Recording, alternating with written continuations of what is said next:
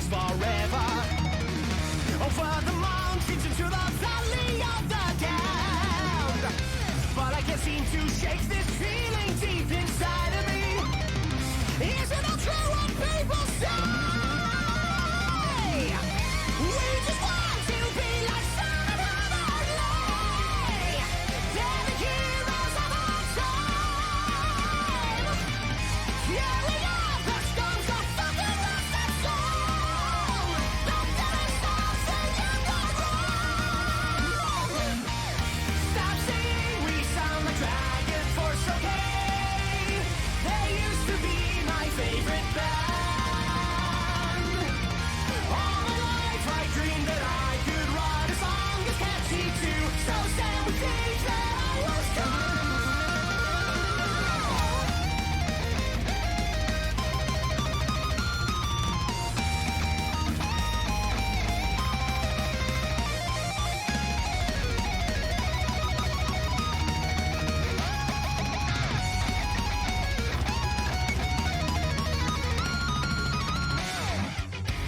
We always thought that we were the soldiers of the wasteland. Kept holding on till we saw the dawn of a new world. Never before had we felt such a cold black winds at night. Breathe through the fire of the flames. We just want to be like some other lay. They're the heroes of our time. Body breakdown is the fucking lost and soul. But there is something you got wrong. Stop saying we sound like Dragon Force, okay? They used to be my favorite band. All my life I dreamed that I could write a song that's catchy too. So sad with things that I was done.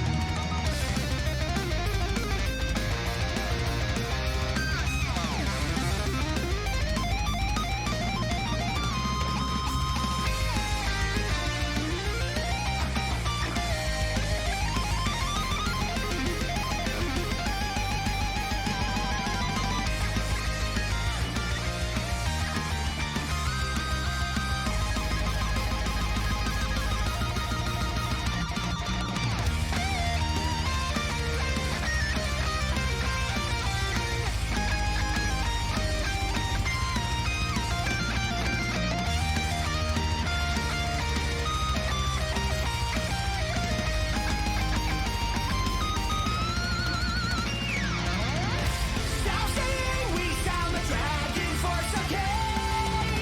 They used to be my favorite band. All my life I dreamed that I could write a song that's catchy too. So sad with things that I was done.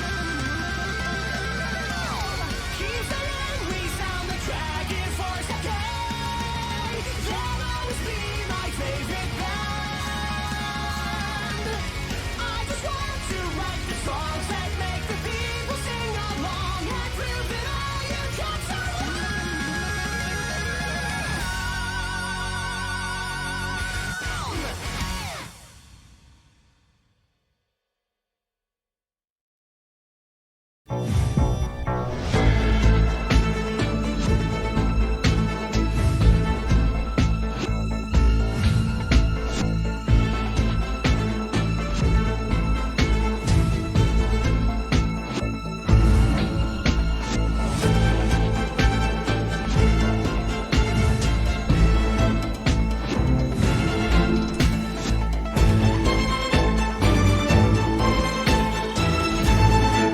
Welcome to Crossfire.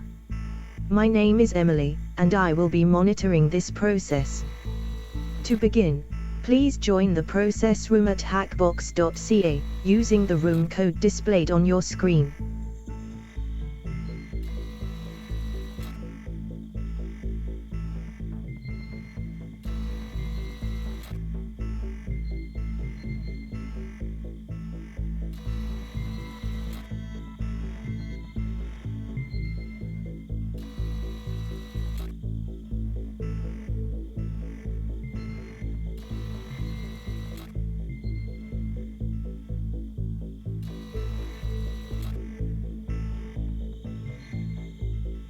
Prepare for player selection and almost certain obliteration.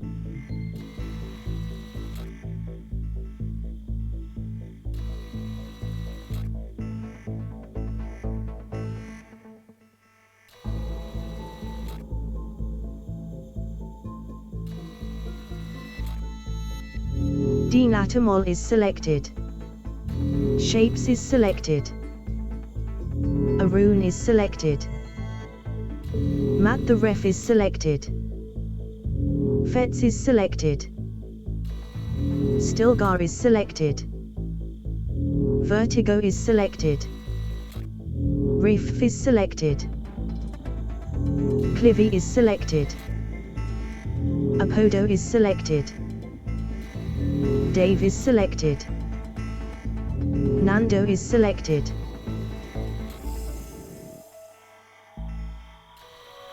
Here is how the process will take place. Answer the multiple choice questions. 10 pennies are awarded for each correct answer. After each question, a candidate who gave a wrong answer is eliminated at random. If all candidates are correct, all candidates are up for elimination. The last candidate remaining wins a 50-penny bonus. Good luck.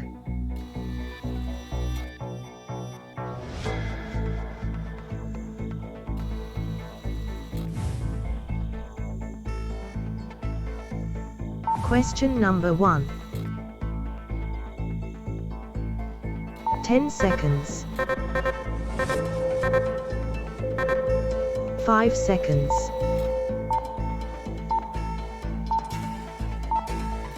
Time up. The correct answer was C.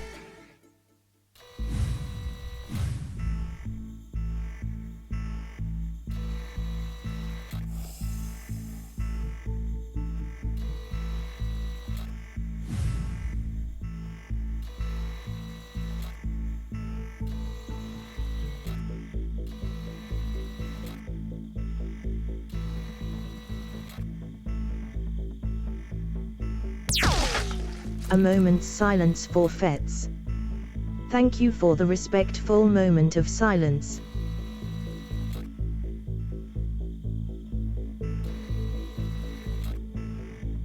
Question number 2. 10 seconds. 5 seconds. Time up. The correct answer was B.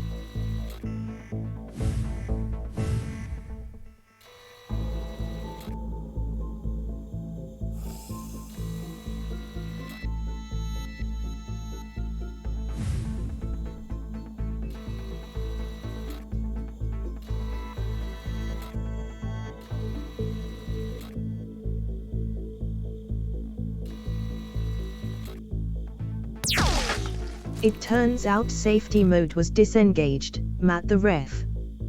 What a shame.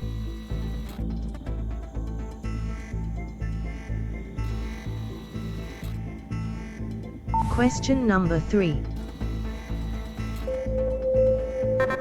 10 seconds. 5 seconds.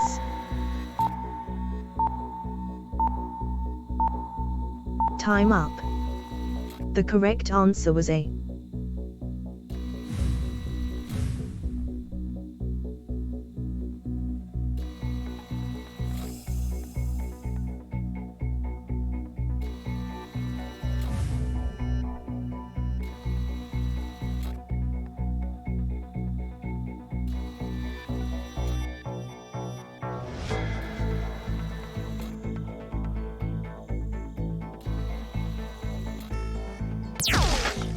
The loss of Riff's body was a sacrifice I was willing to make.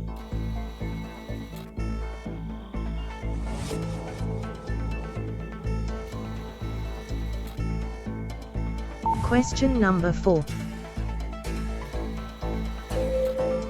10 seconds.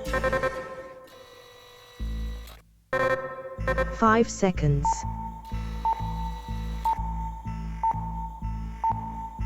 Time up. The correct answer was D.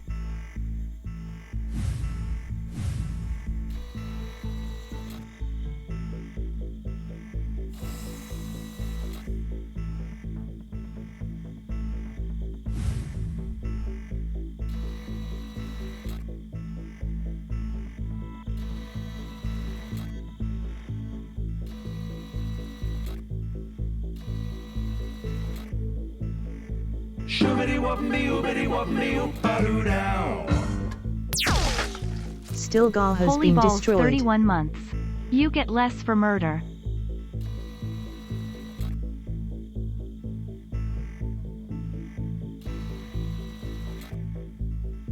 Question number 5. 10 seconds. 5 seconds. Time up. The correct answer was A.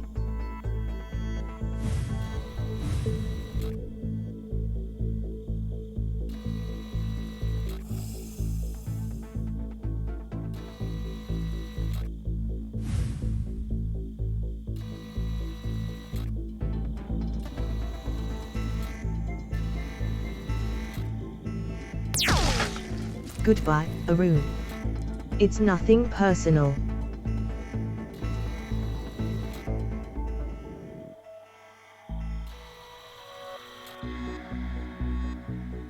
Question number 6. 10 seconds. 5 seconds.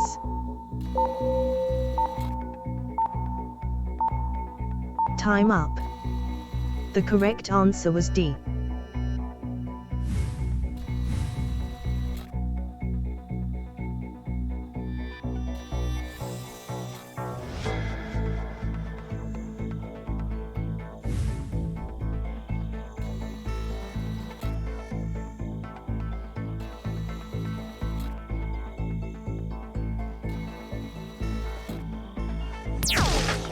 Vertigo just lost 136 pounds in 1 second. Congratulations.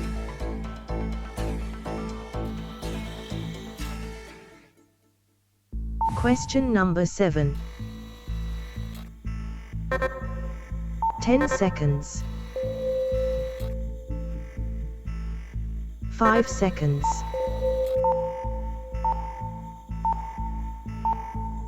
Time up. The correct answer was A.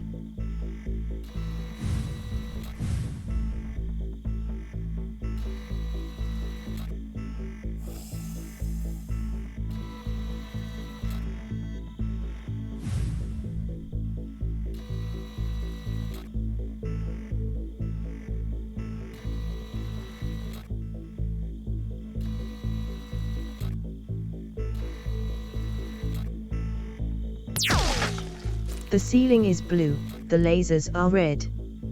Goodbye to Clivy, for now you are dead.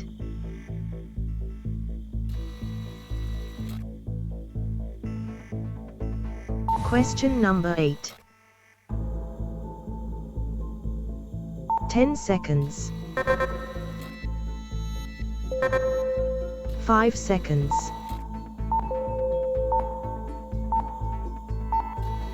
Time up. The correct answer was D.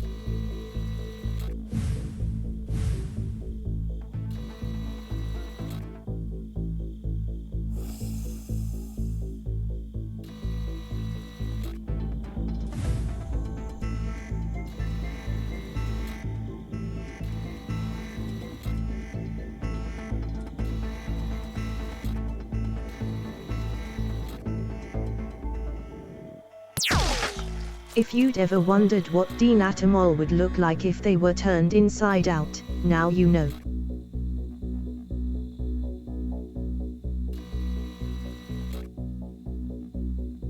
Question number 9. 10 seconds. 5 seconds.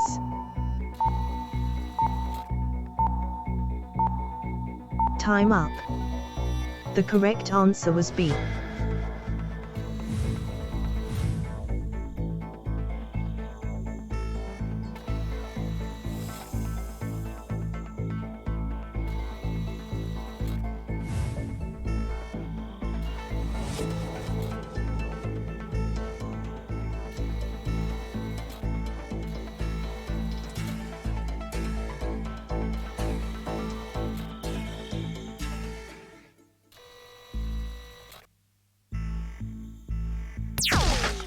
Shapes has been eliminated.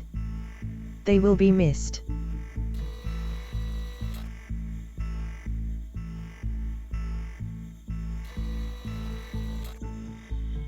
Question number 10.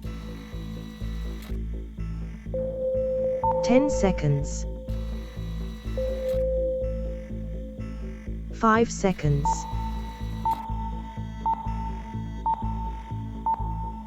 Time up. The correct answer was B.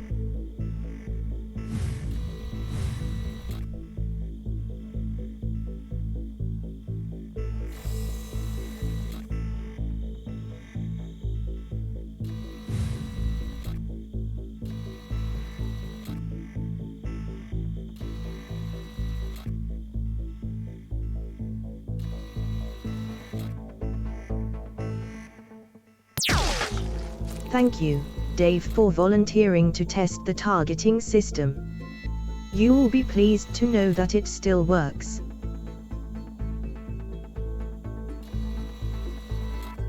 Question number 11. 10 seconds. 5 seconds.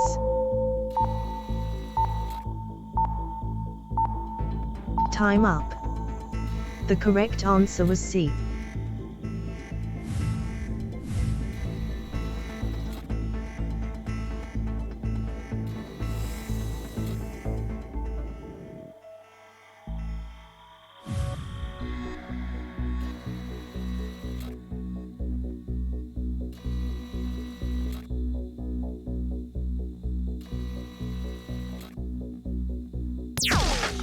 I regret your loss, Apodo.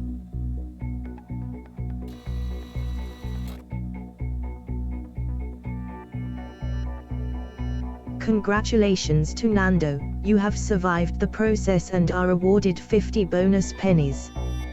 You are also still alive, which must be something of a relief. Until next time, thank you for playing Crossfire. Goodbye.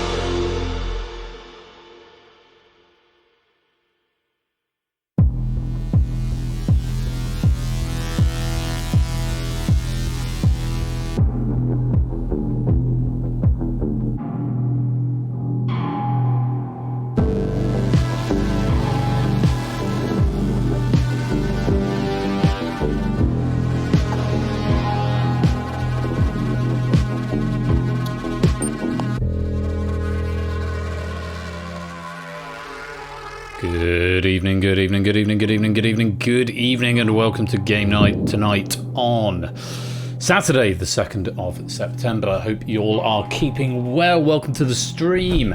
Congratulations to Nando on winning Crossfire right there. And very many thanks to BC for writing that pack. So, cards on the table. I'm feeling a bit stressed tonight because I've got a new monitor set up, which means things are in different places. And I'm trying to work out where everything is. And about half an hour before the stream started, my Stream Deck just like reset itself, like the home page disappeared, and now it's jumping to random pages. Fortunately, the games tonight aren't Stream Deck controlled, it's just progress gameplay, and this one's self-running, but it's still marginally irritating. So if I seem slightly on edge, that's probably why. I have incorporated the Universal app into the Abyss. Don't use the old one. For that reason there, I knew there was something I forgot to do. I'm going to stop the build because people have joined with the old Abyss app. That's on me for not killing it when I should have done. Don't use the old Abyss app. I've updated it. It won't work with the new one anymore. So give me a second and I will just go and kill the old Abyss app so you can't accidentally play it. But yeah, you want the new Universal Game Night app for this one. Otherwise, if you've got the little gun symbol and Abyss in your name, that's why. Bidding War is still done on the old one. That is going to be migrated. I haven't had time to do that this week. But the Abyss has been migrated. So please don't play with the old Abyss app. I've migrated it to the new one to make things much easier, hopefully. So what I'm going to do, just to prevent anyone from doing that by accident, is actually hiding the page of both that and the standalone version. So, you need the new Universal Game Night app to play the Abyss. Yeah, I just haven't had time to take it down. In my brain, I said I need to take that down, and then didn't because I forgot. Because there's been lots of other things going on. So yeah, new Universal Game Night app. Scan the QR code if you're playing on a mobile device. If you're playing on a desktop device, it's persephoneshare.itch.io/game night. There is a PC version if you want to download a standalone client if you want to test that out. It crashes on close, but while it's running, it should be fine. I'm going to see suggestions probably coming in already. Yeah, oh, it's on... yeah. That's a very good idea, Topper. Get Nightbot to do it. Right, back to my broken Stream Deck. Let's try again. Game with Cam. We're playing the Abyss. With the new Universal controller, everything is migrating over to that. I haven't done Bidding War yet. I don't hate Bidding War with it on that. We'll get to that later on. We'll see what you think of it as well. It's the first official game of Bidding War a bit later on with that custom client app. But for the Abyss, you now need the Universal Game Night app controller, which you can get either on mobile or on a desktop device there. persephoneshare.itch.io/game night, or if you're on a mobile device, scan that QR code and you should be in all the same. Let me say hello to some people. Good evening, Matt, Ardenfets, Topper, Mark. Hello, Stilgar and Shapes, ABME and Prugs, Black Rabbit and Lewis, and K-Jarves and Mr. Vertigo. Good evening to Arun and Samson and BC and Tigo. To Riff and Natter, Not a Cat and Fluid, Fernando. Good evening, Random Zombie and Score Count, Apodo and Pinecones. To Daru, Lotibus, TJ, Bill Kiasco, Colin and Colo, and anyone else who is lurking, loitering and lingering in the chat. You are most welcome to be here. Thank you so much for joining Game Night this evening. To Abyss. I'm assuming that's a reference to how it was before, because you don't have the gun symbol. Because I think I've made this alphanumeric characters only. for your names. So at least I know it's working. But that is where you want to go and join, persephoneshare.itch.io/game night. So I took on board your feedback last time we played the Abyss about how the custom client app is trying to do too much. And it just sort of took away from the drama in the game, and it was quite heavyweight in terms of processing power required, so I have streamlined it. I have combined it into the universal controller. It seemed to be working, but again, this is a bit of a test. The questions are by me, but they are new questions. So we'll see what happens with it. Fingers crossed that everything works as expected.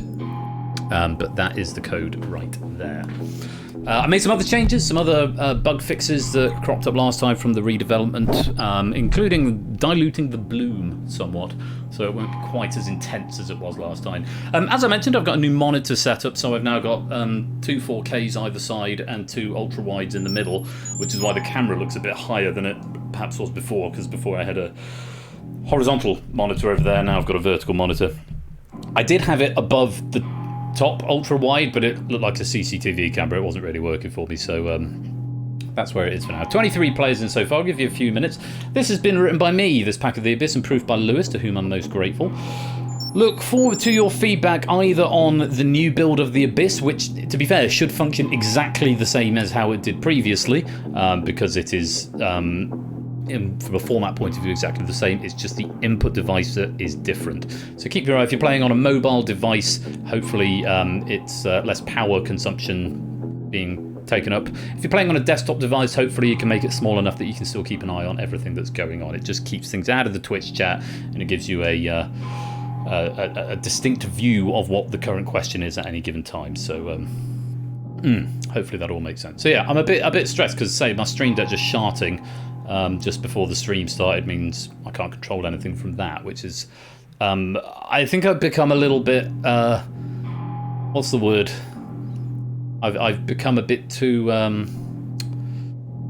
I'm taken for granted what the stream deck does in terms of changing the scenes and stuff, and so if I have to do it without and just use OBS manually, I'm going to be in a nightmare. It's on the screen in very large letters, Pine Cones. If you type in that URL or scan the QR code, it is literally on the screen. There's no point me putting it in chat. Just scan the QR code if you're on a mobile device, or type the URL if you are on a desktop device. Swap the rune code and name fields on the front screen to match what it is on Hackbox. Interesting suggestion, Topper. Welcome KS, welcome Bash. Hope you're both well. Streamed it without thinking Steam Deck. Yeah, different thing. Yeah, I'm not sure I'm going for that. I like the idea of name at top, rune code underneath. Personally. Just because it matches Hackbox doesn't necessarily mean it's the right way to go, personally. I think the first thing you always do is write your name on something. Probably a suggestion on Crossfire. It leaves us showing the last thing it said about the last question. This way. Yes, that's very possible, Prugs. That's just an extra state to send out for Crossfire. Prugs was asking in the Discord, can you have a final readout of your pennies at the end of Crossfire, which is very, very doable. Okay, I'm hoping this app works. I'm hoping you enjoy the pack. It's a brand new pack written by me. Very grateful to Lewis, who's proofed it. We had a bit of back and forth. There was one round we considered swapping out for another one, but I've decided to keep that idea in my back pocket for a future pack, and I'm going with my original idea. So, just a quick rundown of the game. You are going to face 40 questions across 5 different categories. And you get crossword clues to help you, and your spelling must be exact. There's no spell checker in this game. So hopefully, if you're on a desktop client, the text box that you type into will auto-focus. So as long as you keep that window in focus, it will auto-select that text box so you can just type. If you're on a mobile device, it can't auto-pop it up, but the input box will be directly underneath your thumb. So as soon as the question comes down, it should just be a case of pop and off you type, and it will pop up the keyboard for you. Hopefully it'll all work. This is the second game that's using this universal client, last week's Risky Business was the first to use it. Feedback was generally quite positive, but that was a multi-choice game, whereas this is a typey game. So it'll be interesting to see how things go. But we will see. So 5 categories, and here's how to play. Or there's a room code. Here's how to play. You will face 40 questions across 5 different categories. Use crossword clues to help you as spelling matters. After 5 questions, 9 players will be selected to join the Abyss Arena. Inside the arena, wrong answers or abstentions cost you a life. 5 consecutive correct answers earn you an extra life up to a maximum of 3. That was what I wanted to do. I wanted to make the straps behind the number brighter. We'll see if it's okay. If you exhaust your lives, you fall into the abyss and you're out of the game. Player from the wings will replace you. You'll have more chance of getting into the Abyss Arena depending on how well you have done on the previous 5 questions. That's how the logic works. I fixed the bug whereby you could get in if you haven't answered any correctly. So you must have answered at least one of the previous 5 correctly to be eligible with a chance of getting into the Abyss Arena when a column becomes available. 9 players inside the arena at the conclusion of question 40 go on to the final, and this game is self-running, so hopefully it won't break like it did last week, although I have hopefully got some backdoor code where if it does break, I can just start it up again. It's 8:30. We should begin the quiz. Good luck to you all. Let's play. 40 questions. 15 seconds for each question. You will have a timer on your devices. There is about a second of grace time, but don't necessarily trust it. It should work, but if it hits 0, then it's all a bit up in the air. Good luck to you all. Let's play. Song of the first category, artists. A girl with a watering can. Identify the artist from the artwork. 13-6 or 6-7-6 or 6. Pierre-Auguste Renoir was the answer. Identifying the artist from the artwork. Another 9 questions on that category to come. Closing credits. Identify the film from the pop song that plays over its closing credits. I Want to Spend My Lifetime Loving You, Tina Arena and Mark Anthony, released in 1998. This is unfortunately one of the hardest ones in this round, and it's come up near the beginning, was The Mask of Zorro. Identify the film from the song. Onwards. US states. Identify the state from the 3rd and 2nd most populous cities. West Jordan, West Valley City, blank. What is the state that we are looking for there? The state is Utah. The largest of those would have been Salt Lake City. On we go. Next category. Season 11. All of these questions will connect to the number 11. The flag of Canada has an example of this with 11 points. 5 and 4.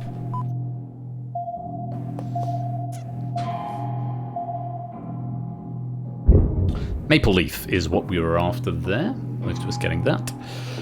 One more category for you. I will tell you that this category is a little light opera. All of the answers to these clues will also be the names of Gilbert and Sullivan operettas.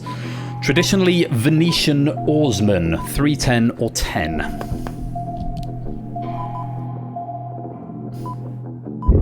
The Gondoliers is what we're after. So those are your 5 categories. 2 getting 5 out of 5. Karmically, he should get in, but let's see who does. Shapes is first in with 2 correct. Kolo comes in with 2 as well. Samster has joined the Abyss Arena, also with 2. Lottibus has joined us, also with 2. Not a Cat has joined us, with 2. Nando has joined the Abyss Arena on 3. There's Toot into the Abyss with 5 out of 5. Bill Kiasko joins us with 1 and 1 more player to join. Mr. Vertigo also on 2. If you didn't get in this time, keep answering. You could get a chance if a player drops into the Abyss. On we go. Season 11, 1959 film, the first to win 11 Academy Awards. 6 or 3-3. Ice Tim 8, welcome to the stream. Good to have you with us.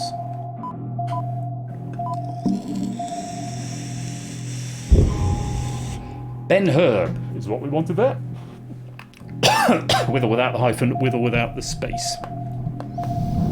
US state, identifying the US state from the third and second most populous cities. Green Bay, Madison are 3 and 2. 9 letters in this answer.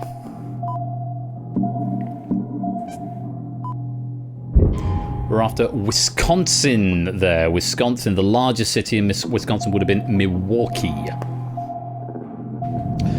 A little light opera, though not very old in this instance. Nor from York, he had 10,000 men. 3, 5, and 4. This will also be the name of a Gilbert and Sullivan operetta. I see you have validated your account. You should join the game after this question. The Grand Duke is what we're after there, not a cat you've dropped into the abyss, and you are out of the game. Thank you for playing. Podo comes and joins us on a score of 4. On we go. After an artist, Judith Beheading Holofernes, circa 1598, 1599, 10 letters. Well, Ice Team, you should come and join the game. Maybe you haven't got any time entry on. Maybe it's broken. I'll look into that. Caravaggio is what we wanted there. Mr. Vertigo and Bill Kiasco, you've dropped into the abyss and you are out of the game. Harun with a view, welcome to the Abyss Arena. And Mark, welcome to the Abyss Arena on 4 and 5 respectively. Let's go on. Closing credits. Eye to Eye. Tevin Campbell, 1995. 1, 5, and 5. What is the film that features this song on its closing credits?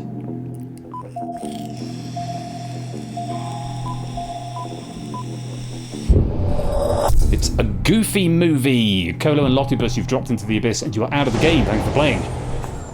Prugs comes to replace. As does Natter. I see K8 and Tigo actually in the lobby now, so I guess that is working. Either you've refreshed and are on a different device, possibly. Artist, Shot Marylands, 1964. 4, 6, or 6. You're after the artist who painted Shot Marylands.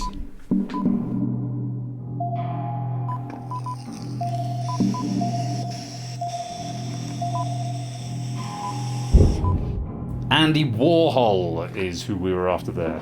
Everyone in the Abyss Arena getting it right. Let's go on. US states. Bowling Green, Lexington are the third and second most popular cities. We want the state from those cities.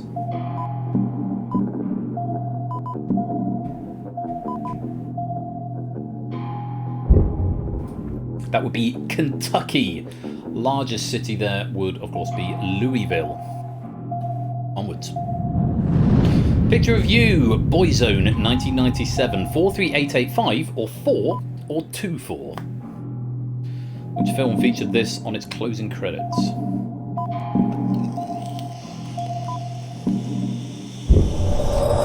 Was Bean, the ultimate disaster movie. A Room with a View, Toot and a Pody have dropped into the abyss. You're out of the game. Thank you for playing. Tigo comes to join us. As does Tadaru. As does Stilgar. Welcome to the Abyss Arena. On we go. Little light opera. Legal proceedings. Which panel of your peers determine your guilt? The answer to this will also be a Gilbert and Sullivan operetta.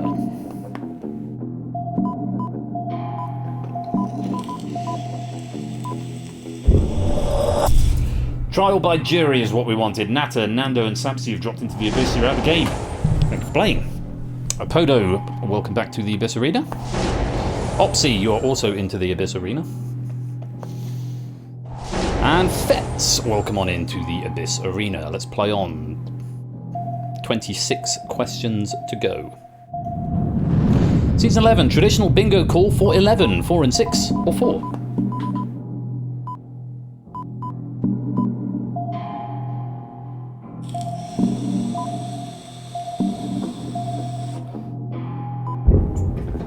Legs 11, or just legs, would also have been accepted there.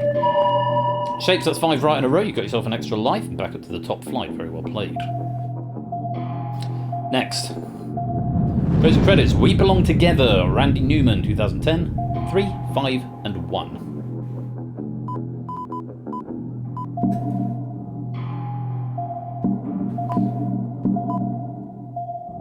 I need the correct ordinal number. It's Toy Story 3. It was 2010. Great song. Great film. Onwards. Artists, composition with red, blue, and yellow, 1930. 4 and 8 or 8. You should have said Bean Natter. Very much so. The ultimate disaster movie, not just the disaster movie. Kiet Mondrian is what we wanted there. Fetz, Stilgar, and Opsy have dropped into the abyss. You're out of the game. Thank you for playing. BC comes to join us on 6. Samps is back for his second attempt on 11. And Cola comes in on 7 as well. 23 questions now left before the final. Is the next. Little Light Opera. Welcome Pyro to the game. If Paradise branched out and went into business, 6-7 or 6-3. This is a tricky one. Answers coming in that are on the right track. Utopia Limited is what we wanted there. Proogs, Tigo, Mark and Tadaru. You've dropped into the abyss. You're out of the game. Thank you for playing. Kane 8 comes to join us on a score of 4. Arun joins us on a score of 9. Toot is in again on a score of 13. In fact, Arun is in for the second time as well, I believe. And Matt comes to join us on a score of 2. Let's play on. High turnover tonight. US states, Cranston, Warwick. What is the state? 5 and 6. Big clue in that crossword clue if you know your US states. Oh, I'm seeing lots of wrong answers coming in. No, I'm afraid it's Rhode Island, not North or South Dakota. Shapes, you've dropped into the abyss and you're out of the game. Thank you for playing. Mr. Vertigo, welcome on into the Abyss Arena. On a score of 6. Season 11, actress who plays 11 in Stranger Things. 655 or 65 or 5.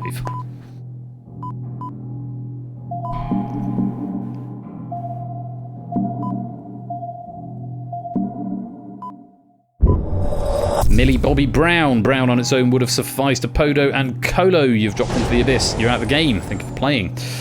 The halfway point, we're getting AB Me coming in to replace on 5 and Tadaru coming in to replace on 7. 2 leading in the wings, 15 out of 20 into the second half. Let's take a look. US states, Tampa, Miami. What is the state?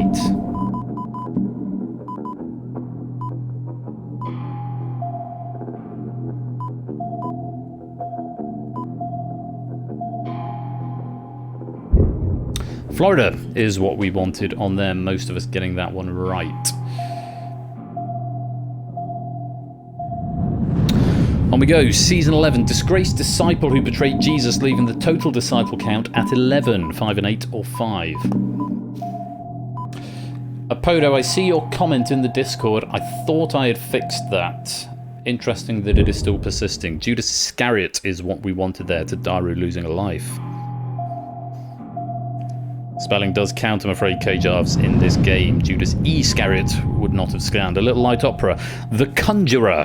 You may not recognise him without his apprentice. 3, 8 or 8. This is also the name of a Gilbert and Sullivan operetta, and spelling will count.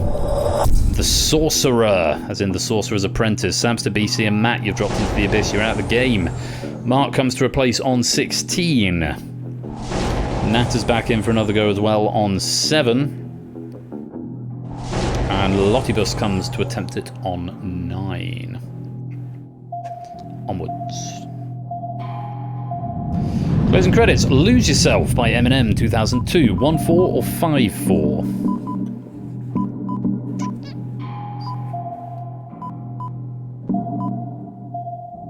Oh, K8, stray S on the end of that. It's 8 Mile. 8 Mile is what we wanted there, not 8 miles. Next. Artist, The Night Watch, 1642. 9 or 934. Who is the artist of that painting? Spelling will count.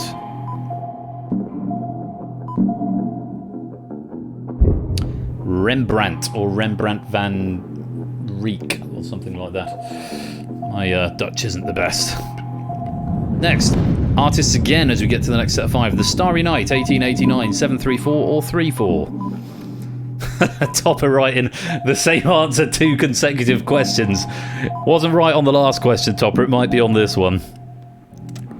That would be Vincent van Gogh. To Daru, you've dropped into the abyss. You're out of the game. Thank you for playing. Shapes coming in on a score of 18.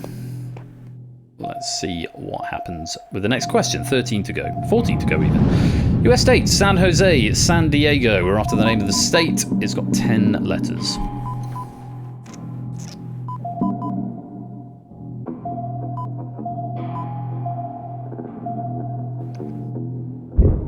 That one is California. What we're after there. I don't know if you got that. Closing credits. Everything I do it for you. Brian Adams, 1991, 54627 or 627. Spelling will count, I'm afraid, Natter. I before E, except after C. Robin Hood, Prince of Thieves. K-Nate, you've dropped into the abyss and you're out of the game. Thank you for playing. A run and 2. That's 5 right in a row. You are back up to the next level. Very well played. And Tadaru comes back for another attempt in the Abyss Arena with 12 questions to go. Onwards. The 11th month of the Gregorian calendar year. 8 letters.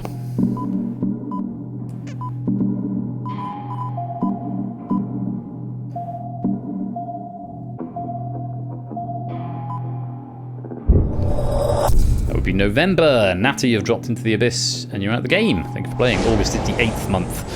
Tigo coming to replace you on a score of 12 as we move on. A Little Light Opera, 2006 Take That single, the first of their comeback. 8 letters.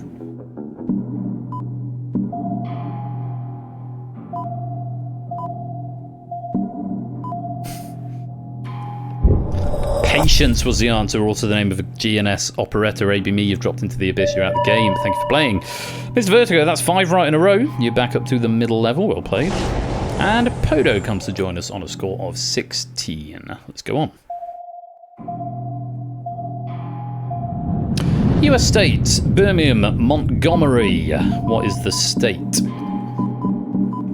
The third and second most populous cities in these states. I want to know which state it is. It's a great state of Alabama. The most populous city you'd get there would be Huntsville. To the next, Season 11, the interactive Umbrella Show broadcast at https://twitch.tv/royal_flush that is currently in its 11th season, 4 and 5. Oh, Nando, Pyro, not a cat. Lottie Bus. That's Bashes. It's game night over here. Quiz night is Bashes, I'm afraid. Game night is what we do on a Saturday. Closing credits. My Heart Will Go On. Celine Dion, 1997, 7 letters.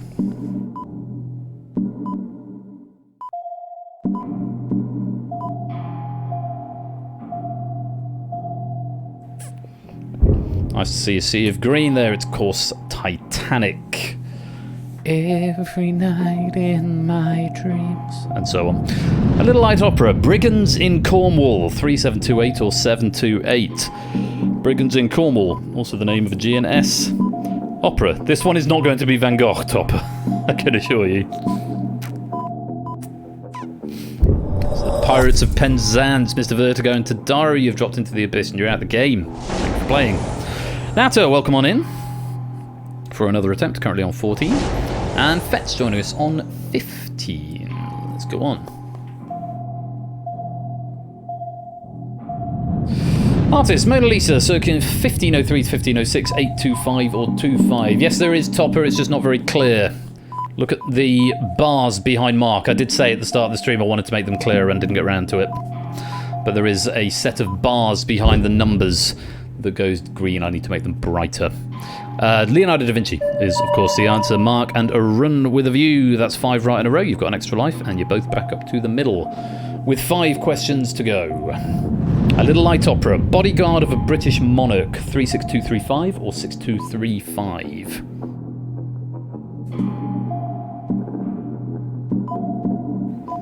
Oh. Ah. The Yeomen of the Guard. Unfortunately, Yeoman of the Guard didn't get caught.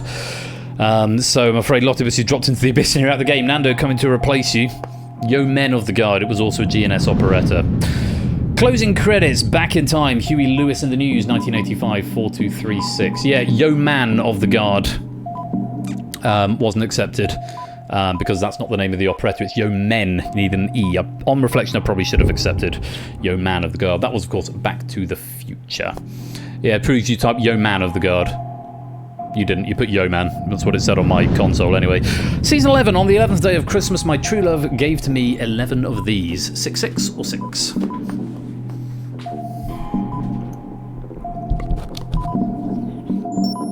Welcome to the game, Claire. Piper's Piping is what we wanted there. Toot and Tiggo, you've dropped into the abyss and you're out of the game. Thanks for playing. Stilgar coming to replace on 12, as is Kane 8. With 2 questions to go, that's a guaranteed spot in the final at this stage. Let's go on. Artist, The Temptation of St. Anthony, 1946. 8, 4 or 4?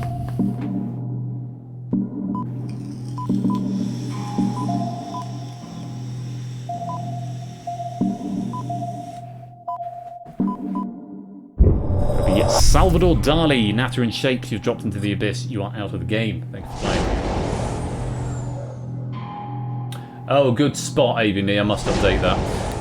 ABME and Opsy, guaranteed place in the final, coming to replace with 1 question left. A Podo, Mark, and a Run looking to get this one right to get into the final.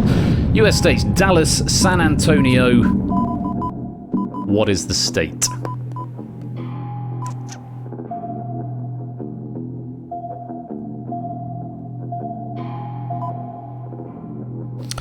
Was, of course, Texas, most of us getting that one right, and that is the end of the main game. We will restore all players in the Abyss Arena to a maximum of 3 lives, and while that happens, I will update the perma display to show the correct URL. /. That's where you need to go. I need to update that properly, just in case anyone is joining midway through. So, into the final, we have got ABME on 19, Fets on 20, Podo on 24, Mark on 30, Arun with 27, Stilgar with 13, Kane with 19, Opsy with 16, and Nando with 29. Mark and Toot leading in the wings with 30. The rules for the final are fairly straightforward because they're more of the same, really. Face up to 10 questions across the same 5 categories. Your lives have been refreshed. Gameplay is the same as before. Extra lives are no longer rewarded, and players who drop into the abyss will not be replaced. The last player left standing is declared the winner, and if there's no winner after 10 questions, the winner is the player who is higher up their column. In the event of a tie, the player with the highest score is declared the winner, and good luck to you all.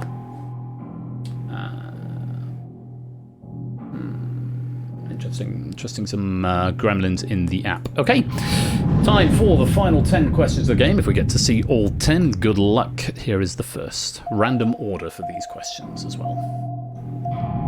Season 11, footballer who wore the number 11 shirt when he won his first UEFA Champions League title with Real Madrid in 2014. 6, 4 or 4?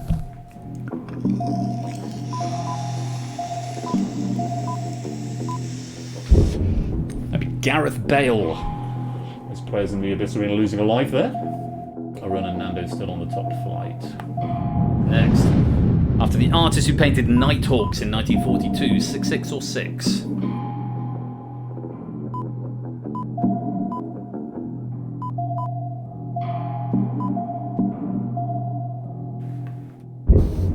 Edward Hopper was the answer. Very famous painting. Name doesn't necessarily trip off the tongue. On. 8 to go. Bellevue, Lincoln, what is the state? No score, it's not loading assets code for all the games in one go. The app is just a very basic shell with some basic properties that allow it to do basic inputs. Nebraska is what we wanted. ABME, the first of our finalists to drop into the abyss. You're out the game. Thank you for playing. A run still on the top flight here. Closing credits. Where's your head at? Basement Jacks 2001. 4546 or 46?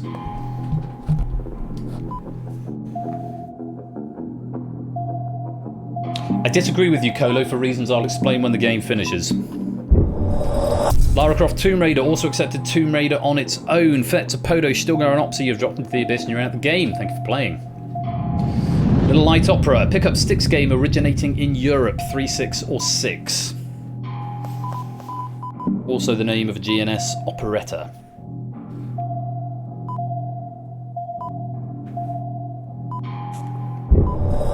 The Mikado. The Mikado, or Mikado would also have been accepted. Mark and Kane, you've dropped into the abyss and you're out the game. Thank you for playing. Little Light Opera again. A boat name for a sleeveless garment worn as an apron. 3, 8.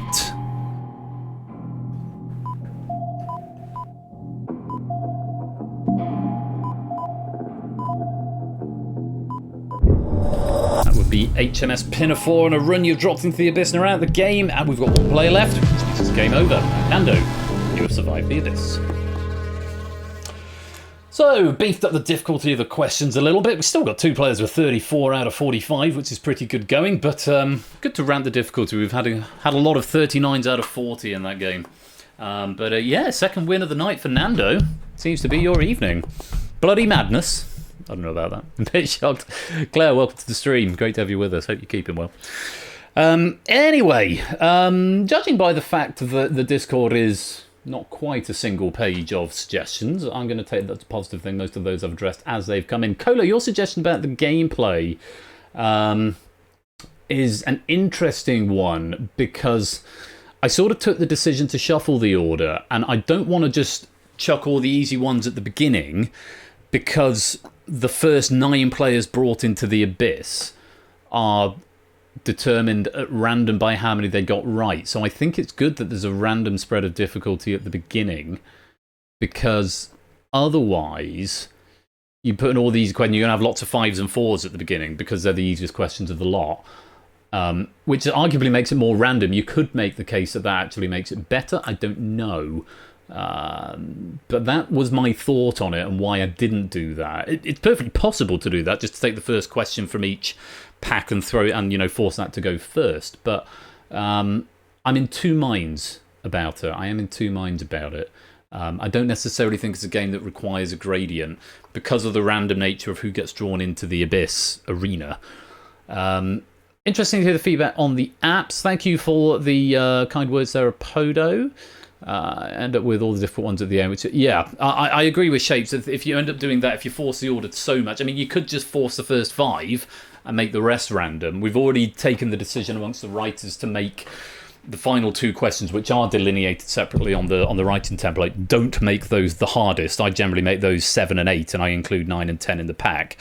And it's just the odds that you might get 9 and 10 in the beginning. So there's 10 towards. Still have some randomness, but I have easier ones to the front and harder ones towards the back. Again, it ends up being a bottleneck going towards the end, and that thing that when this game was first implemented, there was this big question around there's no incentive to get into the Abyss early if all the early easy questions are at the beginning, because then the beginning just ends up being sort of a bit, well, not a non-game, but if it's all random, then it's arguably much fairer in terms of if you can get in and survive from the beginning right up to the end. There's more truck for that. Couldn't play that. The app made my computer run so slowly that the game was unplayable. Really, that is interesting. Who is that? I can't see because it's truncated your username. It begins with a K. I can't tell who you are because it's truncated the name. I can look on my phone, I suppose. There's a couple of ways around that. Give me a second just to find out who you are. Person beginning with K. K-Jarves in the Abyss. Apologies, not saying that. But it was fine on browser. How to be on mobile was fine on browser. Okay, so I will say, obviously, I haven't tested it on every mobile device because I don't have every mobile device. I've tested it on my phone, which isn't exactly new. I've got an iPhone XS, which is new, but by its very definition, WebGL isn't natively supported for mobile devices. So you are potentially, if you're running an older handset, an older device, it may struggle. If you're running it on the computer, again, WebGL makes it work much harder than if you download the standalone app. So KJARVs, it might be worth downloading the standalone version of the controller app, which will run natively on your computer rather than running it in a browser window. So that's something to consider for that. Tigger, it's happened to me on mobile. Oh, I started the phone is newest, but using DDG browser work well on laptop. Okay, that's good to hear. Apodo's point, in Abyss, I start to type an answer to a question. Yeah, I had this, and I thought I'd fix it. Didn't submit it. On the next question, I start to type on what looked like a blank field, and when I previously typed, suddenly appeared before the first name.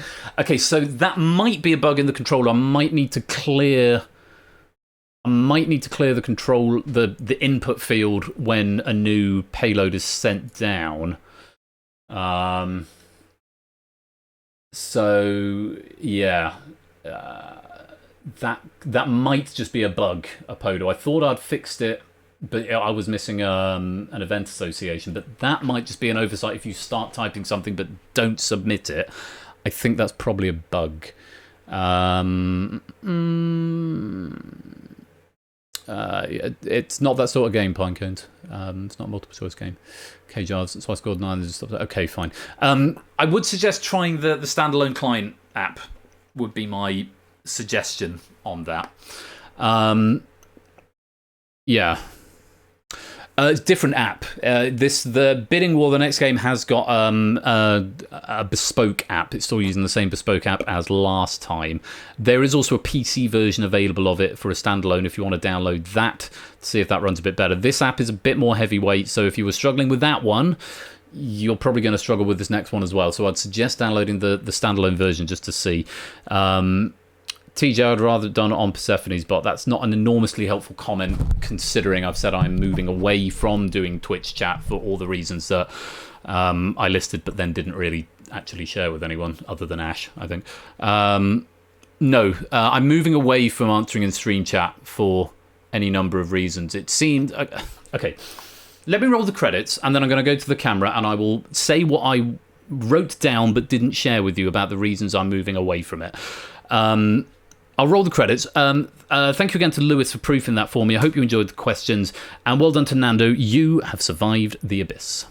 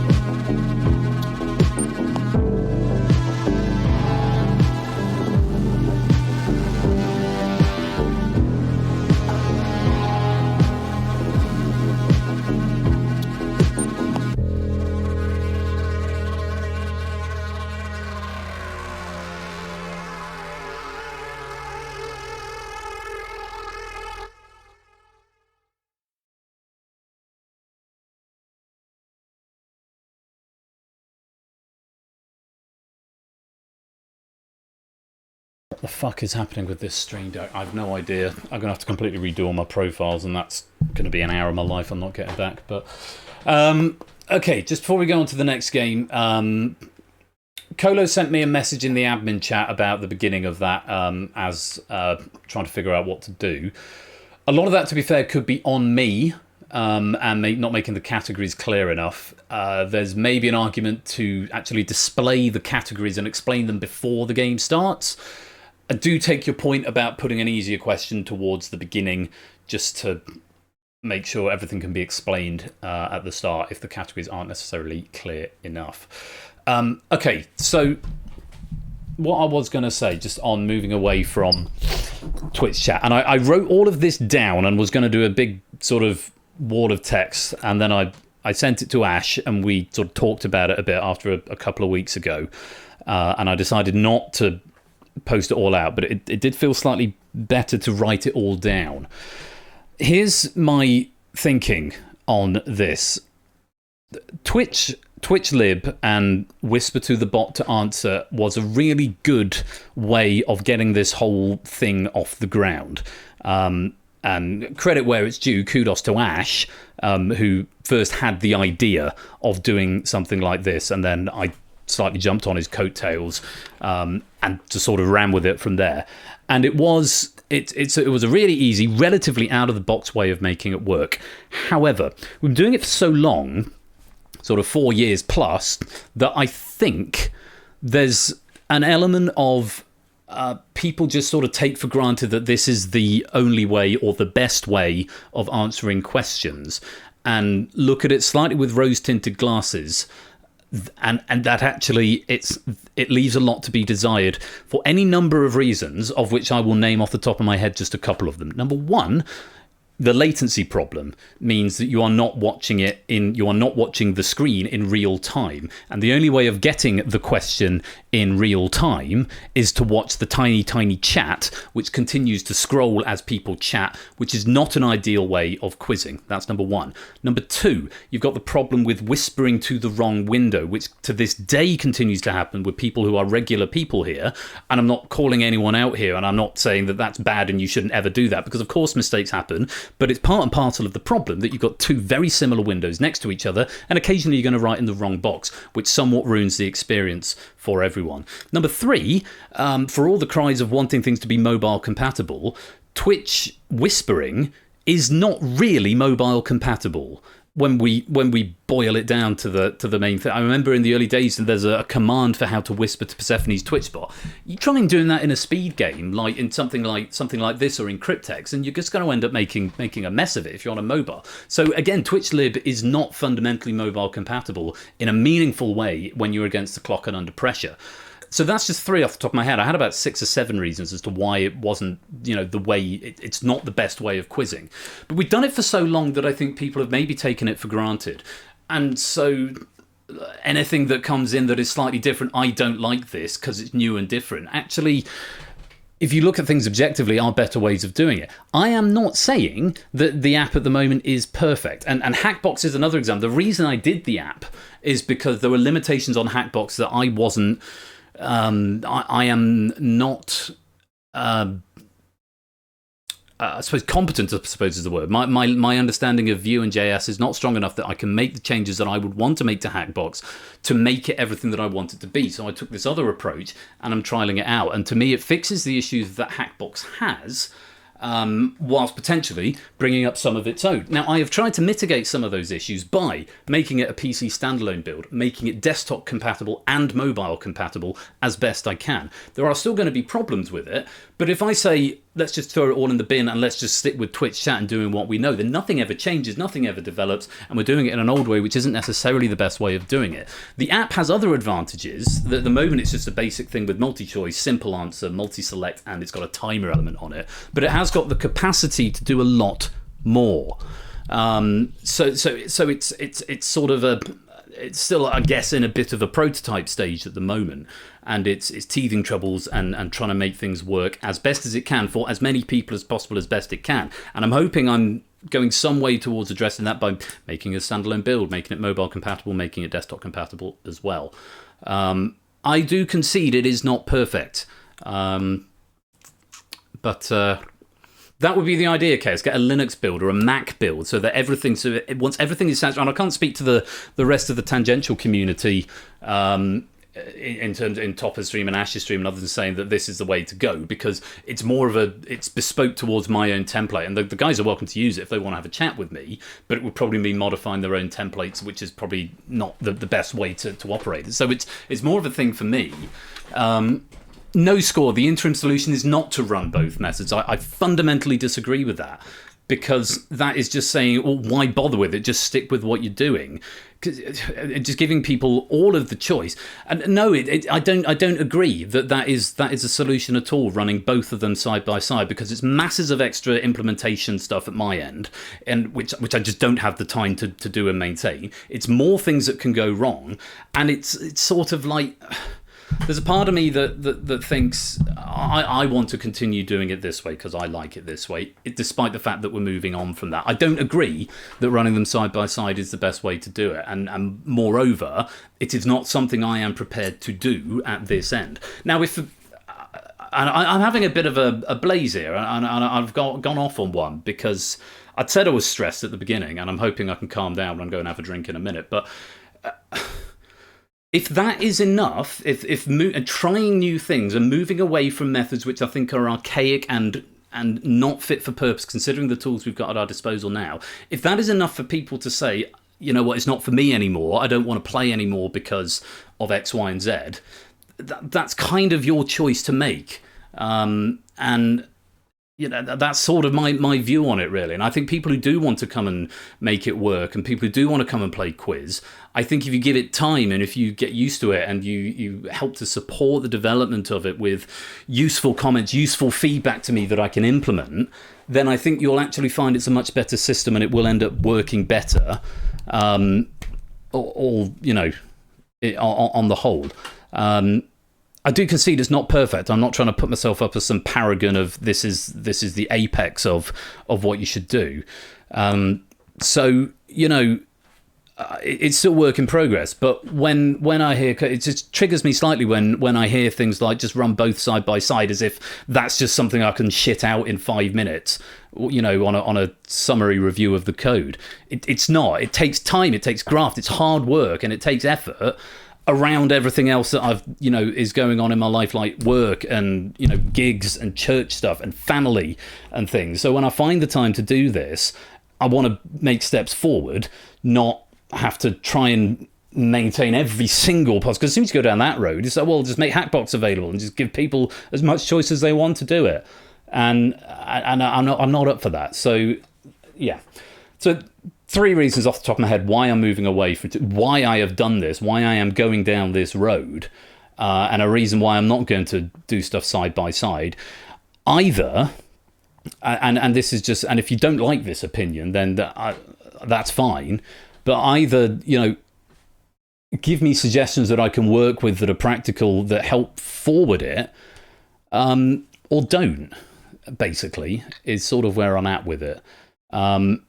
Can I just say thank you to everyone who has been supportive, people who've helped test it, people who've given positive feedback, and people who've given critical feedback, but critical feedback that isn't just this is shit, or, you know, this is shit with slightly more verbiage about it. Because that is really unhelpful. And when I get feedback like that, say this is rubbish, I like this better, this was better, go back to doing that, it just makes me think, why am I bothering? What is the point? So that is unhelpful feedback. If people say, this is cool, could you make X, Y, or Z? Could you do that with it? Or this is a problem for me, I don't know if that's something that you can do anything about. Hopefully I can come back and say, here are a number of solutions that might work for you. Like I've already said, the mobile desktop version, the standalone version, which you can download and run as a separate client and resize to the window that fits for you, and it will run exactly the same as WebGL. It just sits as an app on your desktop. Things like that are really helpful. Things that aren't helpful are just do it the other way, or just run both. Because that's not practical and that's not fun, and that's not really what I'm in this for. At the risk of echoing Ash slightly, sorry to name drop you, Ash, but at the risk of echoing Ash slightly, if it stops being fun, why am I doing it? And I want it to be fun, and 99% of the time it is fun. And it has been fun tonight. I've enjoyed it. I've been very stressed, but I've enjoyed watching the game go by. The questions were quite hard, which has probably not helped things. But yeah, I needed to get that off my chest because I've been sat on that since 2 weeks ago when we last played The Abyss. And so yeah, sorry that's all come out in a bit of a soapbox there. That wasn't my intention, but I think I needed to say that, and I needed to explain why I'm moving away from Twitch Lib. So for anyone who's thinking about saying just implement Twitch Lib as well, see previously. On a related side, was Hackbox 2 limited or something? It seems a bit odd to have multi-related quiz show streamers doing different directions, but I don't know how to do that. Okay, so Hackbox is fine, and Hackbox was fit for purpose, and it does certainly multi-choice stuff very, very well, and slow-paced quizzing it does very, very well. I did an experiment with Hackbox when I redid the Escape Artist, and the feedback that came back in almost every game since we started it was, we need an autofocus button. Now, I've spoken with Dev about it, and the reason that he hasn't implemented that globally is because it doesn't work on iOS devices because of some Apple restriction. And I think his logic was, it's not fair to have autofocusing text boxes on some devices, but not all. It also doesn't have a timer feature built in natively. And again, a part of this comes back to me just not being able, I don't understand enough about JS and about Vue to actually implement that and put it in. And that's a limitation on me. But my solution to get the things that I would want in Hackbox on a similar device is to do my own thing, i.e. this thing in a WebGL build with a headless controller. Still things that need a bit of fixing, yeah.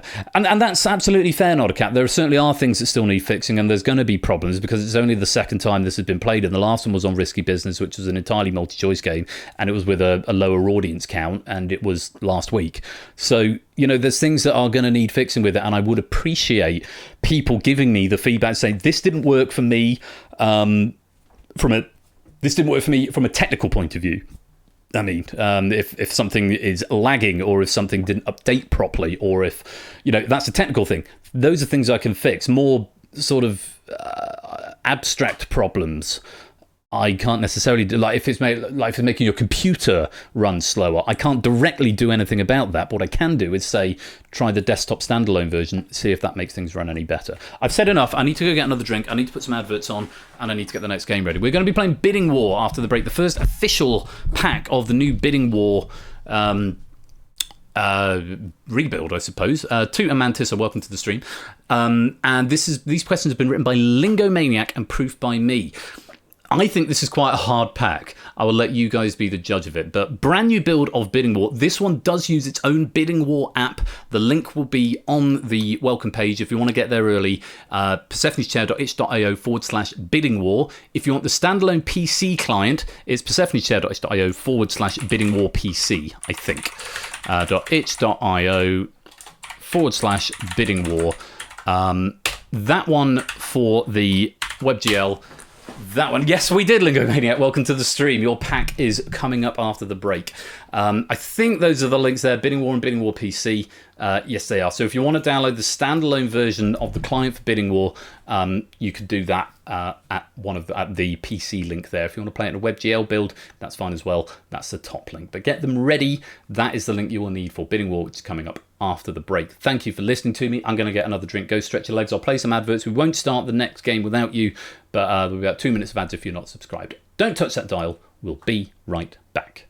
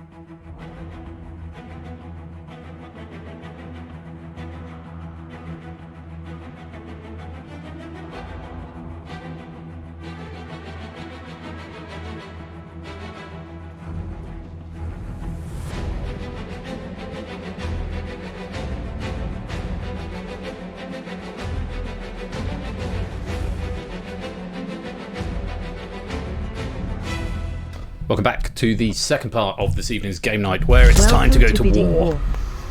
To join the game, please visit persephoneschair.itch.io/bidding war and join with the room code KXTR. So there is the app. I'm hoping. Oh, fuck off! What has happened here? Okay, people are called bidding war apparently.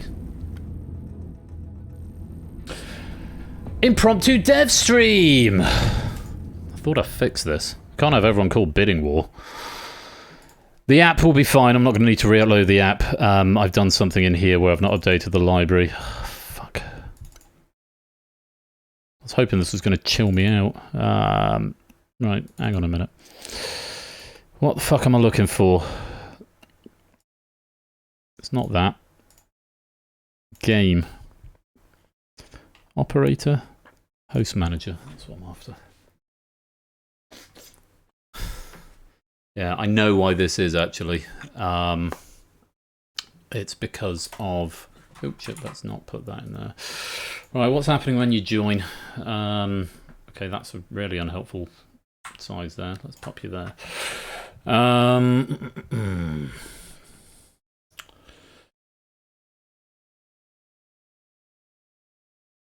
It's probably just a wrong index, isn't it?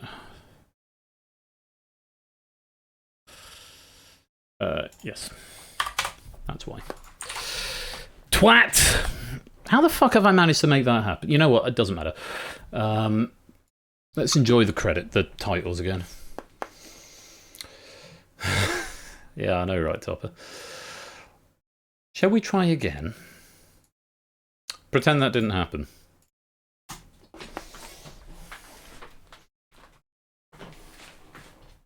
Oh, I have to trigger the titles these days.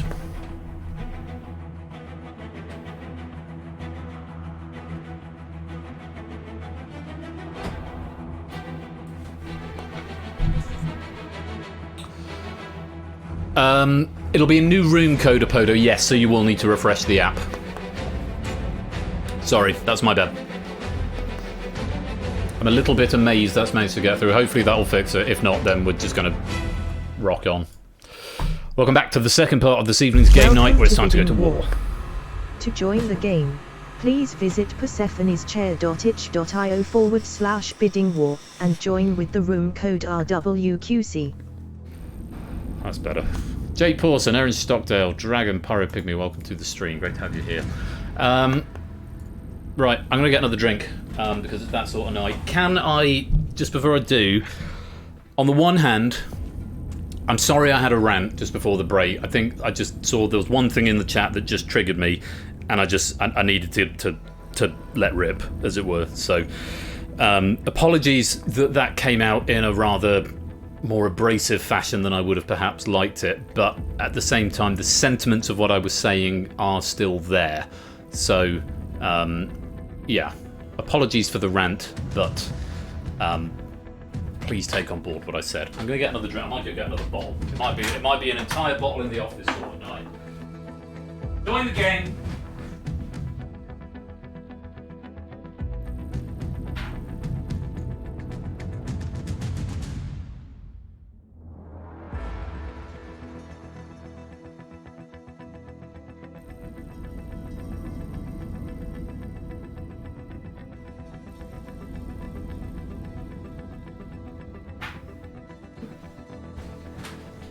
Right, back. Oh, we're onto the third row. Excellent. We appear to have obscured some players' names. If we get to the top row, it should bring them back in, because I'm aware that's the question strap as well. There's someone over here who has joined the game but not validated their account, so hopefully they will turn up shortly. But here you all are. If you've not seen this before, this is the all-new Bidding War. With questions tonight provided by Lingomaniac. Oh, it was Prooks. Welcome on in, Prooks. Good to have you here. Innes, welcome to the stream. Innes, last time... no, please don't be afraid to ask questions. I don't want to give off the impression that I'm biting everyone's head off for asking perfectly reasonable questions, Aaron. Please ask away. Oh, why am I called Royal Flush? Don't know. It's just I used to play a lot of online poker. That's probably where it came from, to be honest. Can I do anything about this? While we enjoy the nice new music, if I just bring the field of view back out slightly, at least we can see your names now. I don't know where the question track goes. It might go over those top names. If it does, then... If it doesn't, then I'll zoom it back in a minute. Innes last time managed to come runner-up in the war. He was second in the war last time, despite playing with a load of latency because he was on WebGL. Not really, Matt. Let's have a look what we're at. Oh, fucking Windows 11. I really need to go back to Windows 10.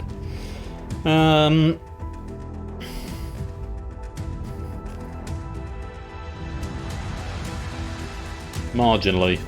I don't think it needs to be that loud, but that's about as much as I'm prepared to go with it, Matt. Yeah, I'm starting to think Windows 11 is the source of all the pain of these B-sods that I've been getting, rather than anything else. So it might just be a case of, you know what, just say fuck it and just buy a new M.2 drive, because all of my data and stuff is on separate SSDs. It's just be a new M.2, put Windows 10 on it and boot it back up. It might be worth doing that anyway. Yeah, all new bidding war. Questions have been provided by Lingomaniac, and Innes last time came second using the WebGL app with a load of latency, and the problem with the latency on that one is that the countdown actually overrode the question box. This one isn't mobile compatible, I will hasten to add. So if you're playing on mobile, you're probably not going to have a very good time if you've managed to get in at all. This one is specifically for desktop. Would suggest downloading the desktop client app if you've been having trouble with the WebGL side of things. I'm going to give it a couple more minutes to join, and I'm hoping I'm going to cheer up as the evening goes on. But yeah, lovely question pack from Lingo. It is hard. This is a hard pack. I think it's a hard pack. So, for what it's worth, I thought my Abyss pack was also a hard pack, so make of that what you will. And all of this is being compounded by the fact my pissing Stream Deck just decided to stop working. What can you do? On the plus side, I've got 4 new monitors, which means everything's a bit more accessible, so for anyone who's interested, ultra-wide up here, which has got OBS and Discord, ultra-wide down here, which has got the game screen which is being captured, and the console, so I can see things immediately. I've got 2 4Ks either side. I've got all of my question data and my trivia from Lingo over there. I've got my ancillary Chrome window, which has got my YouTube playlist, my pennies, my Streamlabs OBS stuff, my dashboards over there, and then the Game Night app, my request queue, and the inspector of the game running down there, which normally I wouldn't need to go near, but tonight I actually have to press the progress gameplay button because, as mentioned, my Stream Deck has stopped working. Right, I think that's long enough. Fingers crossed, everything works. One thing I will add with this one, it works with the bespoke app. All of it works on a U and a 44, and that's plenty of space. Lie, wrong, incorrect. Incorrect, Ash. Never enough space. What I will add with this one works really nicely with the bespoke client app. Yeah, no, that's fine, Ennis. That's cool. This one works with a bespoke client app because there's lots of different things. Eventually, all of the things you can do in this, you will be able to do in the custom client app, but because this has got like sliders and it's got numbers that need to be parsed, it's just easier to use it in a custom one. So we'll be staying for now, but the goal is to migrate away from it. Bidding War isn't due to come back until December. I've very tentatively done the Season 12 schedule, so that'll hopefully give me time to do it. So this might be the last time we get to use the custom client app, unless people decide they like it and would like to keep it. There he is. There's Inca. There's our defending champion here. Because he is. There he is. So last time's final was Samsa vs Inca. Wonder if we'll get a repeat of that. Good luck to everybody. Let's go to war. And there is the room code right there if you want to join late. So, here's how to play. Round 1. Opening gambits. So you're going to get 5 questions. Before each question, you'll be shown a category. Based on that category, bid from 1 to 3 points up to a maximum of your current score. Abstention causes a default bid of 1, and you've got 8 seconds to place each bid. It's a matter of pressing a big button, either bid 1, bid 2, or bid 3. If the button is greyed out and you can't press it, that probably means you don't have that many points.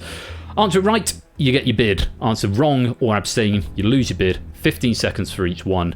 Spelling doesn't... There is a spell checker on this game, and I can overrule it at this end if it's phonetically plausible. If you run out of points, you're eliminated from the game.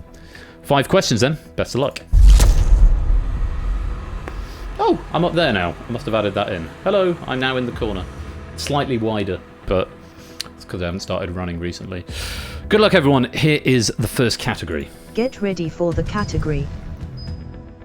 The category is tabletop games. Tabletop games, apparently. Time. And there's your bids in. Good range of 1s, 2s, and 3s. Get Questions do ready get for harder the as the game question. goes on. Kane, that bid would have been accepted in the grace time, just out of to appease you in case you were worried. Tabletop games then. What board game's Mega Edition allows players to invest in their assets by building skyscrapers and train depots in addition to the usual houses and hotels? Time. Monopoly is the answer. Skyscrapers are basically a 6th house. If I just minimize that window. 6th house, like hotels, are a 5th house. Train depots can be built on railroads or stations, and they double the rent. Everyone given the correct answer, other than Kane, who went for risk. I'm afraid you're going to lose your bid. Everyone else getting it right. Played. Kane losing a single point there. On we go. Category 2. Get ready for the category. It does sound cool, BC. It really The does. category is colours. Colours without a U.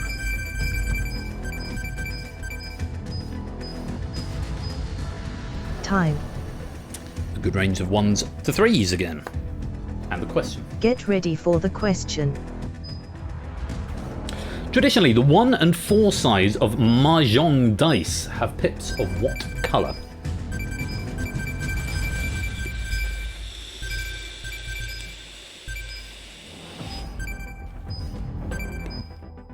Time. Slightly trickier one there. I've never played mahjong before. The answer is red.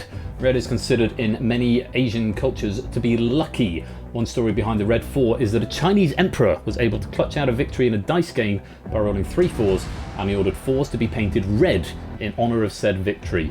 Another story is that the red 4s are just an import from India. Green, white, green, green, white, green, white, blue, green, white are all wrong answers. You are going to lose your bid. Let's go on. Next category. Get ready for the category. The category is fashion. Fashion.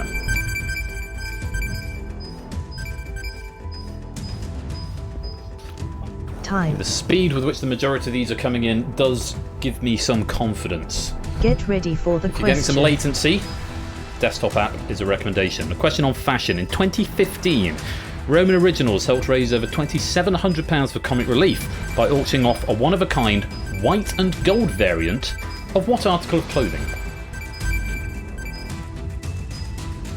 Time.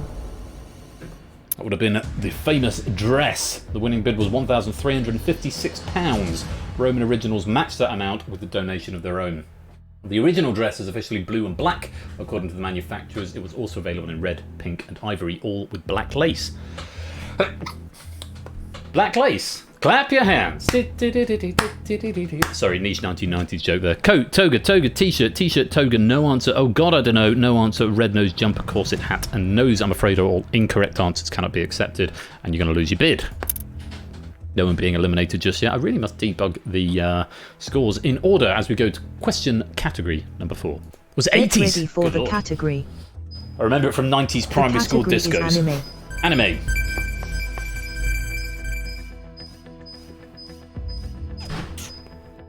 Time. Notably lower bids here. A lot of 1s on this one, and I don't Get blame ready you. for the question. And the question. Easily recognisable by a signature straw hat, Monkey D. Luffy is the main protagonist of what long-running series?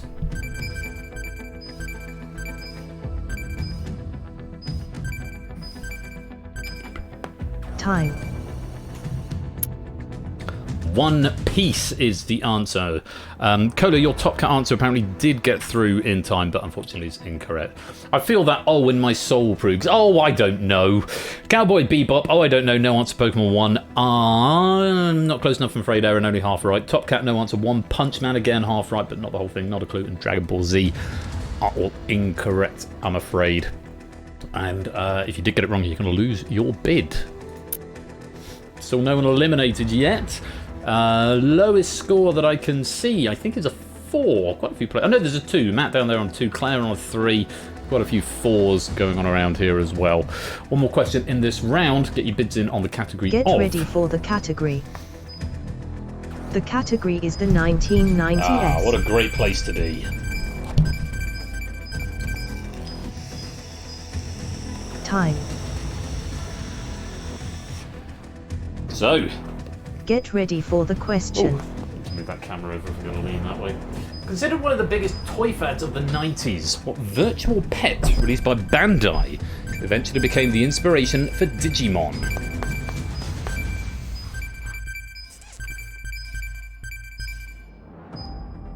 Time. Tamagotchi, the original virtual reality pet. Remember the jingle? I had a Tamagotchi. My year 5 teacher, Mrs. Koshbayan, confiscated it because it went off at the end of the day on a Friday, kept it for the weekend, came back on a Monday, it died. Mrs. Koshbayan. It was very upsetting. Anyway, Tamagotchi is what we wanted. Phonetically plausible. Go on, phonetically plausible. Pokemon and no answer, I'm afraid, are both incorrect. But the phonetically plausible ones get through. Well done, you've won your bid. That is the end of round 1. End of round 1. I said that already. So, at the end of that, those are the scores on the doors. AB Me looking to be doing the best at the moment with 20. And apologies, it doesn't debug the scores in order, so I'm just doing this as scanning over the numbers. But AB Me currently on 20 points. BC on 14. Nat is also on 14. Inca and Riff both up on 14. Stilgar on 14 as well. So much to still look forward to, but yes, some interesting information for you. The manga, the One Piece manga, started in 1997, and the anime in 1999. The manga's over 100 volumes. And the anime has over 1,000 episodes. And as to Tamagotchi, in Japan, Bandai originally marketed the Tamagotchi to teenage girls. They later released a variant for boys called Digital Monster, which we know in the West as Digimon. So, we're going to go on to the next round. Hopefully I'll remember to get to my trivia in between questions. The camera does some zooming stuff, so top row we might lose your names possibly slightly from the arena because I have not fixed that animator yet, and when it animates it'll go back to its default, which is not what it is now, just so you're aware. Round 2. Round 2. Top Gun. So it's Top Gun. You're going to face 10 questions. Gameplay is identical to round 1. Maximum bid will increase by 1 with each question starting at 5. As before, you cannot bid higher than your current score. So if the box is greyed out and you can't click it, that'll be why. Additionally, the fastest high bidder to answer correctly is granted passage to round 3. The fastest high bidder has already been granted passage. Passage will be granted to the next fastest high bidder. And remember, high bids take priority over speed when ordering. So, if you want to get through, you need to bid higher. A low bid with a fast answer will not be as strong as a high bid with a slow answer. It's high bid that is rewarded over speed here. So, gumption, I suppose, is more of a reward than response time. If you run out of points, or if you fail to obtain passage to round 3 by the conclusion of the final question, you will be eliminated from the round. We haven't had any eliminations yet, but that will change by the end of this round. We've got 28 players in and only 10 can go on to round 3. I should say a maximum of 10. It's possible to have fewer than that. Good luck to you all. Bidding from 1 to 5, and the first category is... Get ready for the category. The category is food and drink. Food and drink. Bids, please. Time. Shape's getting a bit of falling in the nick of time there. Here is the question. Get ready for the question. The tropical juice drink POG is an acronym for the 3 fruits used to make it. What does the P stand for?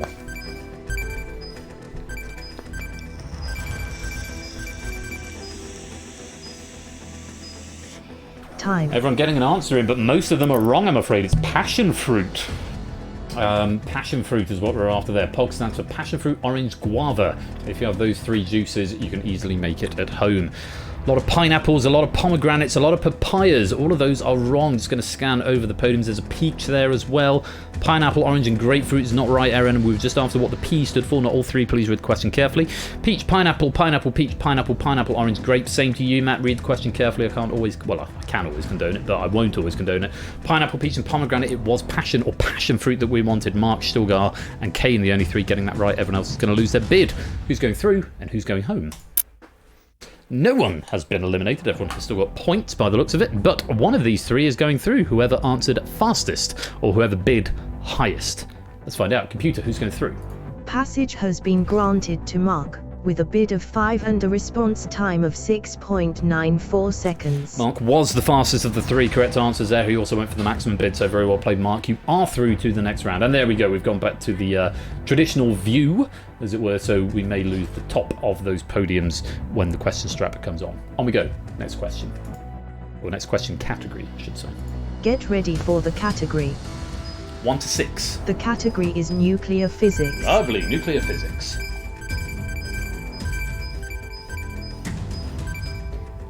Time. Few sixes in here. ABM, Mantissa, BC, Kolish, Stilgar, Riff, and Inca. Get ready for the All question. bidding 6 here. On we go. What scientist is credited with discovering the electron and developing the plum pudding model of the atom?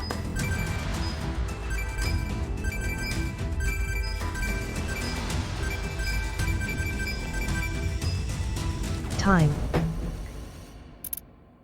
J.J. Thomson is what we wanted there. J.J. Thomson. Proposed in 1904. In his model, the electrons were embedded like bits of fruit in a positively charged pudding. Rutherford's experiments proving the existence of a nucleus were published in 1911, rendering Thomson's model obsolete. Something I will add that I didn't say before, even if you've gotten passage, you can still be eliminated if you run out of points. So don't rest on your laurels if you get through, because you can still be eliminated. Heisenberg, Einstein, Boyd, Curry, no clue, or possibly Curie, no clue, Rutherford, no answer. J.J. Thomson, that's phonetically plausible proofs, you can have that. Rutherford, Fermi, Einstein, Alexander Plum, Dr. Electro, something Sun. Technically yes, but no. Bohr, Oersted, Newton, Einstein, no answer, no. Chadwick, Rutherford, and Newton, all incorrect, I'm afraid. Computer, who's going through and who's going home? Still no eliminations. Couple of players down to 1. Colo on 1, Matt on 1, but still hanging on for now. Who's going through? Passage has been granted to Inca, with a bid of 6 and a response time of 3.73 seconds. Again, Inca was the fastest and also bidding the maximum, so guaranteeing to go through with that right answer. 3.7 seconds is blisteringly fast. Toot, Arun, and Samster were the other three to get it right in that order. Toot and Arun answering within 0.05 of a second of each other. On we go to the next category, category 3. Get ready for the category. The category is World War II. World War II.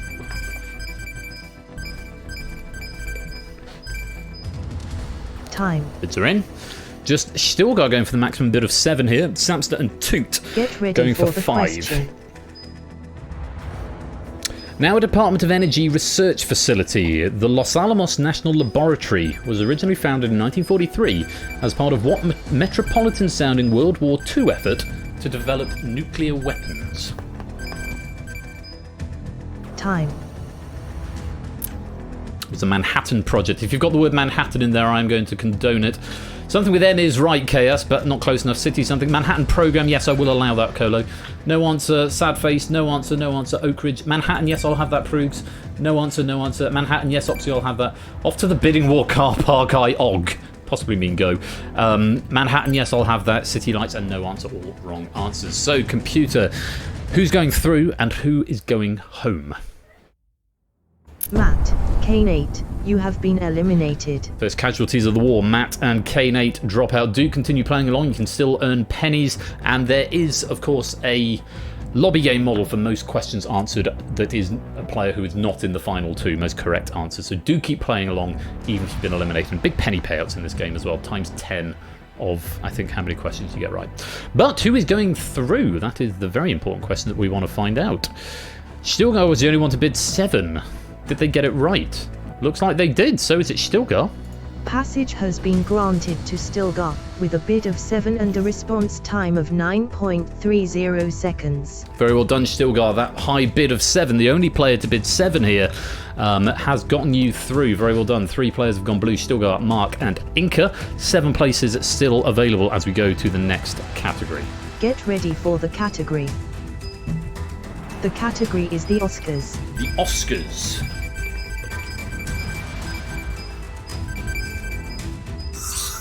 Time. And just Samster and Toot, both with the high bid of 8 here. Get ready for the question. Advantage with them if they can get it right. Here's a question. My number was A3317. It's a long way from Auschwitz to this stage. Co-producer Branko Lustig said this while accepting the Best Picture Oscar for what film? Time. Schindler's List was the answer. No answer, don't know who that is. I don't know who he is, but to be honest, I probably would have guessed what Toot said. I would have gone with The Pianist. But I don't think that won Best Picture. It certainly won Best Actor for Adrian Brody. Don't know that it won Best Picture. Great Escape and Les Miserables and his orchestra are all wrong answers. The majority of players getting Schindler's List. Computer, who's going through and who's going home? Major Topper, Opsy, Aaron, you have been eliminated. Aaron, Topper and Opsy, you're out of the game. Do continue answering for pennies and possibly a medal later on. So there are only 2 players who had the maximum bid there, Samster and Toot was wrong. So is it Samster who is going through? Passage has been granted to Samster, with a bid of 8 and a response time of 12.29 seconds. Relatively slow answer, but with the high bid, Samster, you get to go to round 3 and continue defending your title. 6 places left in the next round. Here's the next category. Oh, I should also add, on the Manhattan Project, nowadays the LANL's duties include deterring potential nuclear threats and developing safe nuclear energy solutions.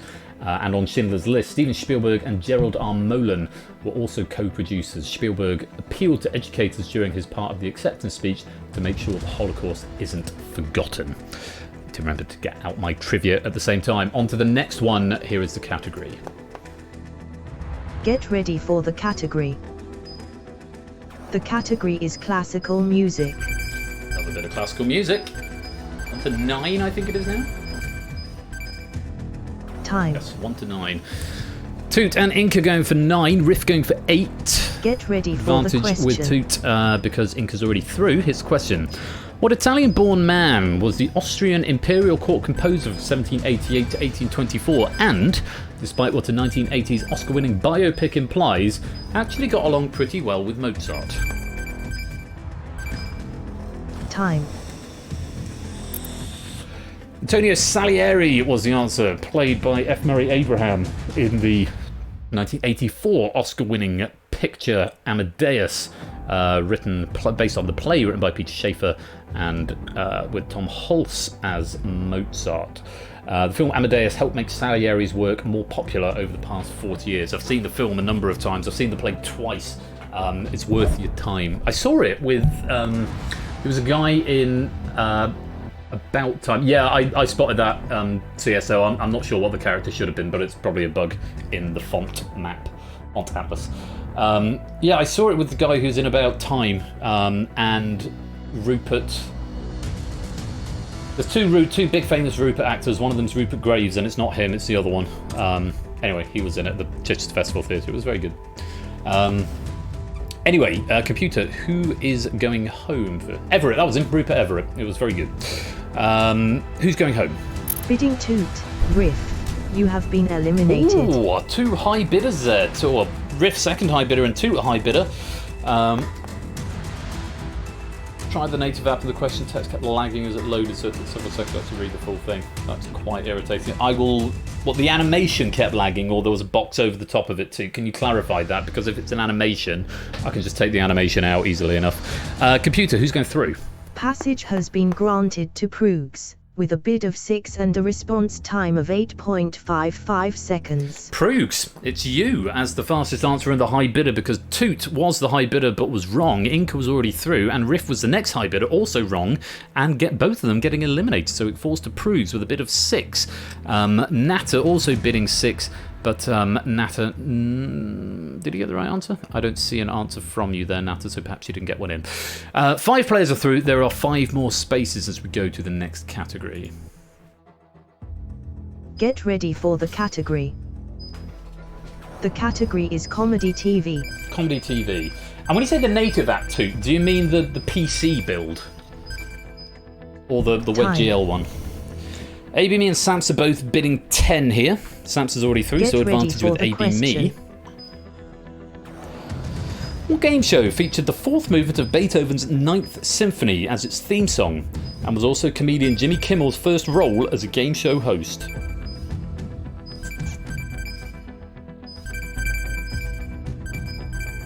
Time. Win Ben Stein's money was the answer. Wrong answers: Distraction, Pyramid, What, Whose Line, Jeopardy, Millionaire, Buy, Family Feud, and Heck, but without a vowel. Win Ben Stein's money is what we were after there. Well done if you got that one right. Computer, who's going through and who's going home? I've got nothing to say. Jimmy later also hosted Set for Life and the 2020 US revival of Millionaire. One episode of Win Ben Stein's Money that was parodying Millionaire offered 3 joke lifelines. Call an adult chat line. They may not have answers, but it's a lot of fun. Ask the audience, but they're really only good if it's a drug question. And ask Jimmy, but that's usually not much help either. Amusingly, number 3 is technically the first ever mention of Ask the Host, which did appear on Jimmy's version of Millionaire a bit later on. Computer, who's going through and who's going home? 208, BC 2014, Colin, Lotibus. You have been eliminated. 4-way elimination there. Colin, Lottibus, BC, and AB Me. You are all out for the count. Thank you for playing, but bad luck. Do continue answering questions to potentially earn more pennies and possibly a medal. Computer, who's going through? Passage has been granted to Apodo, with a bid of 3 and a response time of 13.56 seconds. So Podo with a very low bid of 3. A number of players higher than him there on the bidding front, but it is Apodo who gets it with 3. Very well played, Apodo. You're through to the next round. 4 spaces now available. Here's the next category. Get ready for the category. The category is US politics. US politics.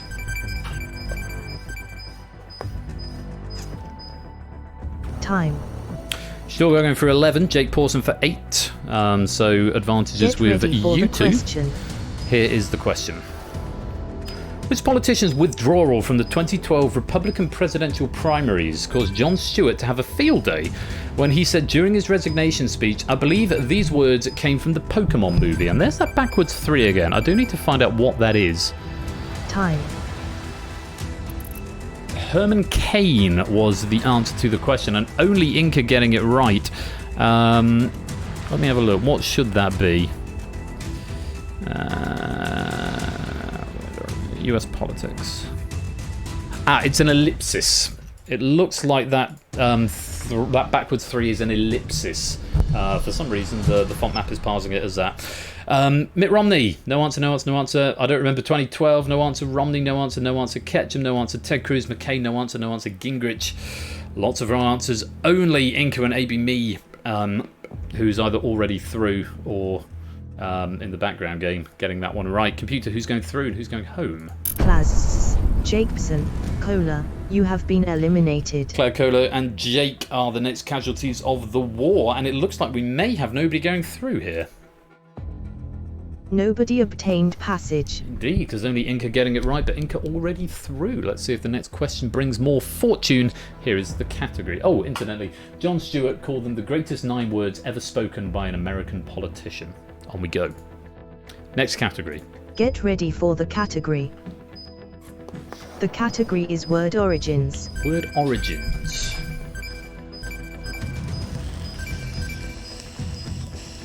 Time. Samster and Mark going for 12 here, both already obtaining Get ready passage for the advantage. Actually with question. Tiggo here, who's bid 4. It's the high bidder who hasn't already got passage. What 10-letter word was coined in a 2005 episode of The Colbert Report in a segment that poked fun at George W. Bush's strategy of preferring emotion over evidence in his reasoning for invading Iraq? Time. Truthiness was the answer.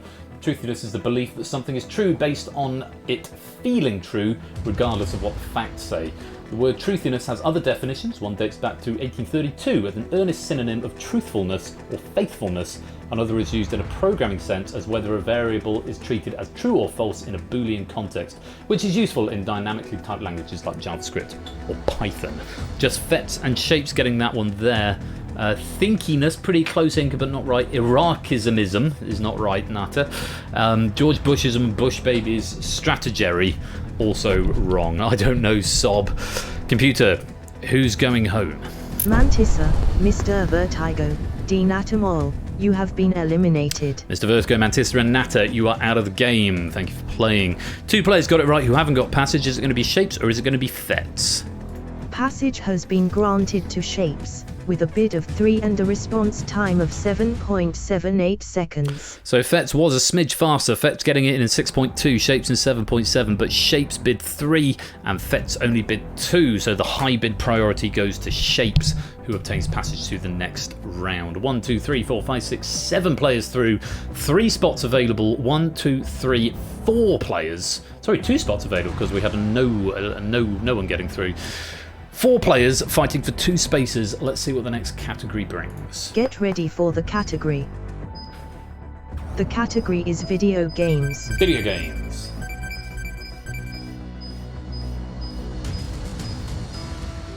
Time. Samson going 13. Fets with the next high bid. Samson's already through, so Get it's ready Fets with for the the advantage with a question. bid of 8. Here's the question. What video game derives its name from the Greek prefix meaning for and Alexei Payetnov's favourite sport?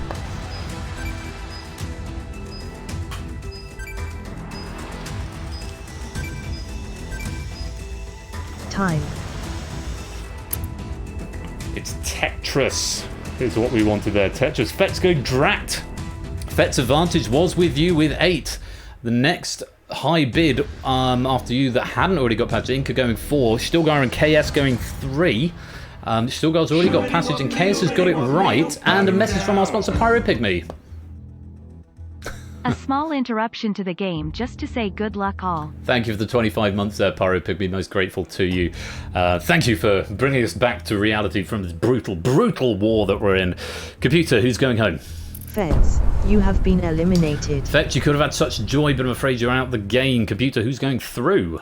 Passage has been granted to KS, with a bid of 3 and a response time of 4.35 seconds. So Stilgar had already gotten passage, but KS also bidding 3, the next high bidder to get it right. KS was actually the second fastest to answer who's remaining in the lobby game, 0.15 seconds behind Mark, who also got it right. Interesting view of the scores here, and it looks like it's between Tigo and Arun going into this final question. 2, 3, 4, 5, 6, yes, we've got 8 through and 1 space remaining. It's going to be Arun, Tigo, or possibly neither of them if neither of them get it right. Good luck. Here's question 10. Get ready for the category. The category is technology. Technology. Incidentally, Tetra plus tennis for that Tetris question. Alexei Patinyov, of course, Time. being the inventor of Tetris. Arun has gone all in with 8 here. Tigger's Get gone all ready in with for the 1, so it's question. advantage with Arun. If they're both right. First released in 2014, what digital assistant is named after a synthetic intelligence character from the Halo franchise?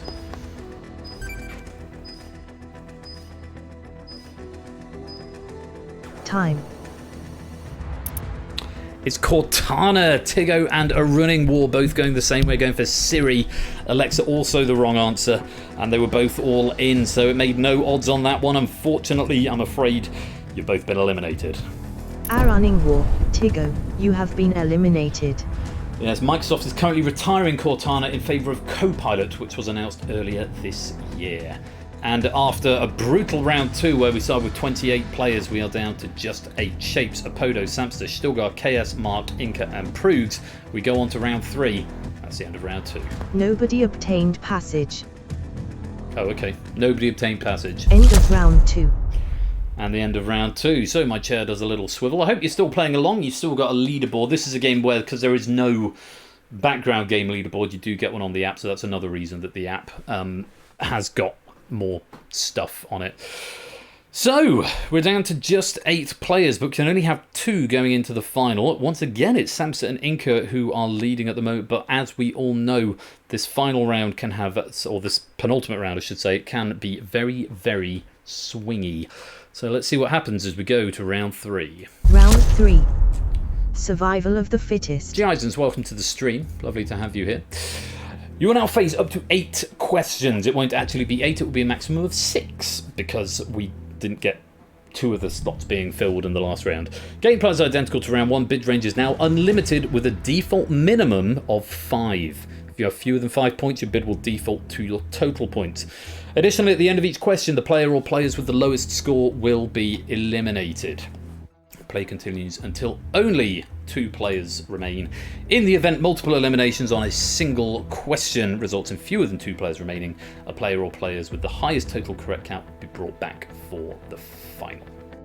Hopefully that all makes sense. So it's 1 elimination per question now. Something I will add here. What's I going to add? Oh yeah, on the app you've got a slider to slide to your bid, or you can type the number, or you can press a button for min, middle and max. So there's a number of different ways of submitting your bid on this one, just so that you're all aware and not caught off guard. Optimat, welcome to the stream. Shapes, you are in peril. Shapes, you are in peril as the low scorer at the moment. If you are still the low scorer at the end of this question, you will be eliminated from the game. Good luck. Here is the first category of round 3. Get ready for the category. The category is cars. Cars.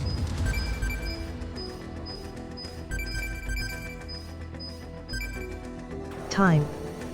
Inca going 25 here. KS for 6, everyone else for the standard 5. Get ready for the question. Let's see what the question brings. What luxury car manufacturer closely affiliated with Land Rover shares its name with the codename Apple used for Mac OS X version 10.2?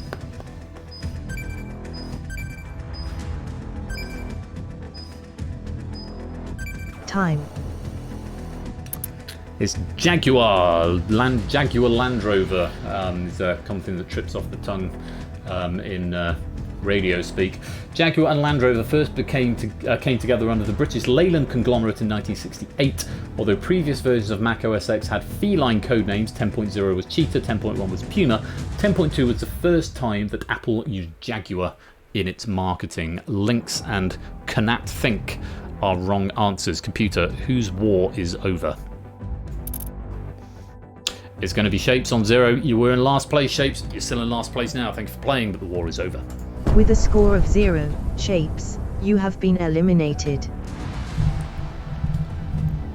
Okay. KS, you are in peril. KS now in peril. Same score of 3. The scores can go up very, very quickly. They can also drop down very quickly. The next category is... Get ready for the category. The category is music videos. Music videos.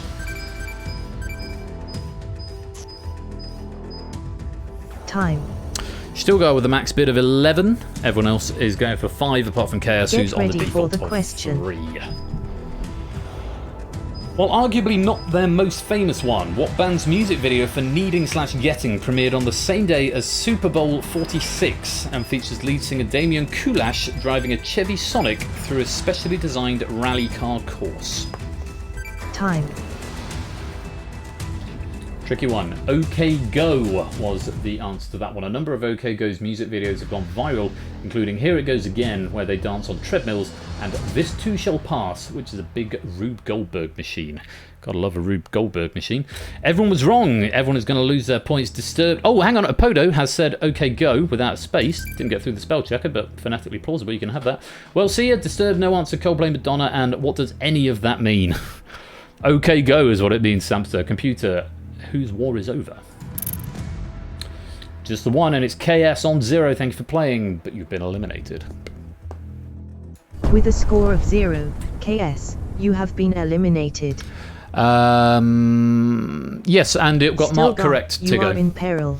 But for what it's worth, if you're in the behind-the-scenes game, if you haven't got a podium, I can't override it because I've got nothing to click on. But your OK Go was marked correct, Tiggo, as was Fetz's and Jake Pawson's. Natter's OK Go and Shapes' OK Go without a space were not marked correct, and Mr. Vertigo's OK Go was not marked correct. But I can't. The thing is, you've got to cut off somewhere, and I can't overrule answers in the side game. Unfortunately, this is why we have answer variants available. But apologies if you got caught out on that one. On we go. Stilgar, you are in peril. Prug's on 8. Looks a bit sketchy as well. Let's see what happens. Here is the category. Get ready for the category. The category is TV greats. TV greats.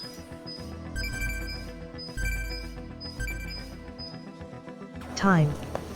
Samson going 20, Mark going 17, Prug's 8, everyone else on 5. Get ready for the question. Let's see what happens with this question. Which New York City-born actor's accolades include being the first to announce the slogan "Winston tastes good like a cigarette should," and taking a prominent role in the music video for Weird Al Yankovic's "I Lost on Jeopardy"? Possibly Weird Al Yankovic. Time. Oh dear. Art Fleming, the host of the original run of Jeopardy. Also accepted Arthur Fleming or Arthur Fleming Fazin or Fazin on its own, but nobody getting that right, no one even in the background game. A true sausage question right there. Prug's going all in on that one, which means you may have prevented Stilgar from going at computer. Let's find out. A couple of people dropping down to 0. Mark also dropping down to 0, going all in on that question, and it's going to be a double elimination. Prug's and Mark, thank you for playing, but I'm afraid your war is over. With a score of 0, Prug's, Mark, you have been eliminated. Oh, Mark went for the announcer, not the host. Bad luck, my dude. Stilgar, you are in peril. Well, do keep answering, because there is a chance you could come back. You could get a medal in the lobby game at the end of all of this. But we've got 2 more questions, or at least 2 more questions. At least 1 more question, possibly 2 more questions in this round. Stilgar in peril once again on a score of 1. Podo 10, Samster 18, Inca on 60. Get ready for the category. The category is religion. Religion.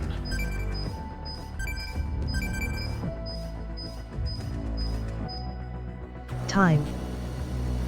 5, 5, 5 and 1, everyone going for as little as possible. Get ready for the question. Here's the question. What denomination of Reformed Protestantism connects the Church of Scotland and Mr. Rogers? Arun not wasting any time getting a correct answer in there. Time. And there's time.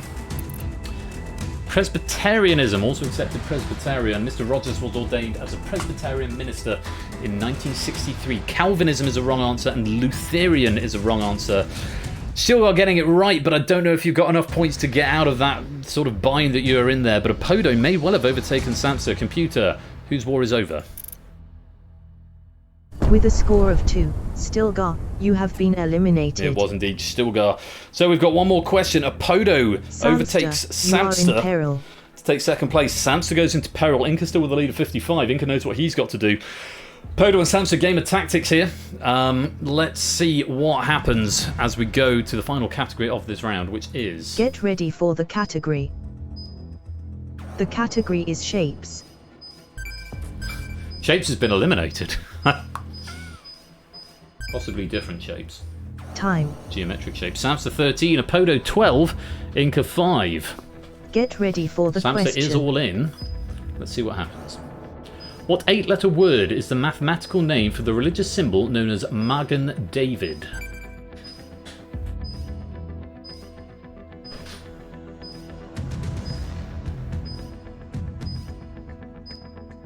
Time. Starthing coming in the nick of time from Samsa. Still not the right answer. Hexagram is what we wanted there. Inca did get it right. Apparently the pronunciation Magen rhymes with somewhere between Huggen and Hagen, as in Hagen-Dazs, so I went for Magen there. Although usually translated as Star of David, which is maybe where Samsa's come from, the Hebrew phrase Magen David literally translates to Shield of David, and hexagram is the mathematical name that we're after. So we forego the final 4 questions from the round as we do the final numbers on the scores of Samsa and Apodo. Samsa's dropped to 0. Apodo survives with 3, which means Samsa, you don't get to defend your title in the final, and I'm afraid for you, the war is over. With a score of 0, Samster, you have been eliminated. End of round 3. Stilgar, I don't have anything on my log for you. So obviously nothing came in at that point from you. The answer box is ready the way I think when in the background game. It should still go green if you get it right. Abe me, I didn't get an answer in from you there either. But nothing came in on my log from you, Stilgar. So I can't really comment more than that other than the build didn't receive an answer. So, Inca once again in a final. He got the runner-up last time. Can he take the gold this time around? It might have been too late. That's a very, very much a possibility there, Lingo. Apoda coming in with 3, but all of that counts for naught as we go to the final round.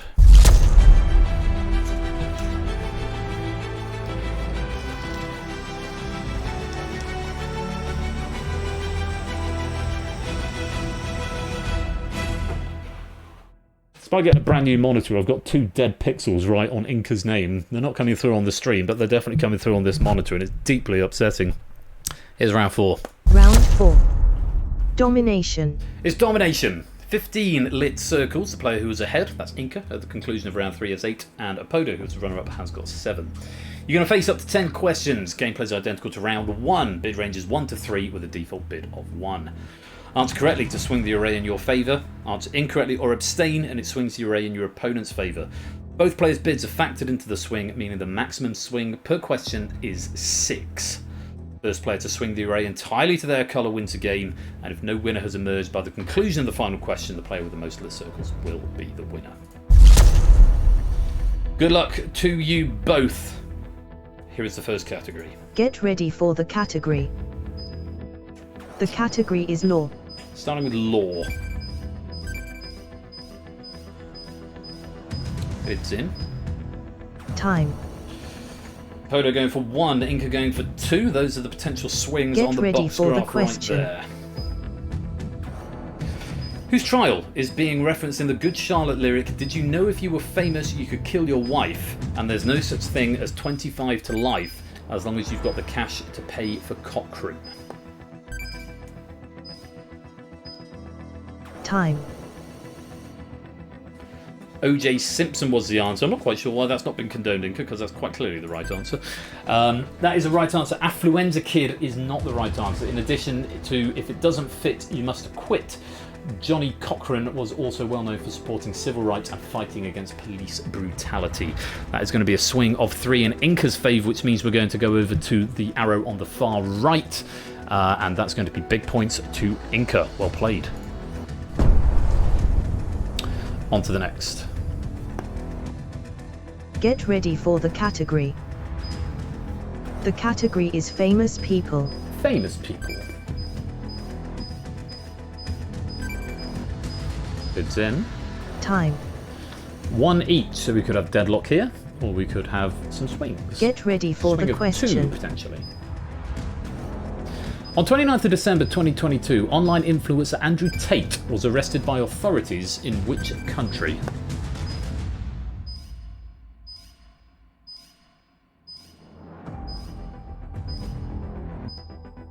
Time.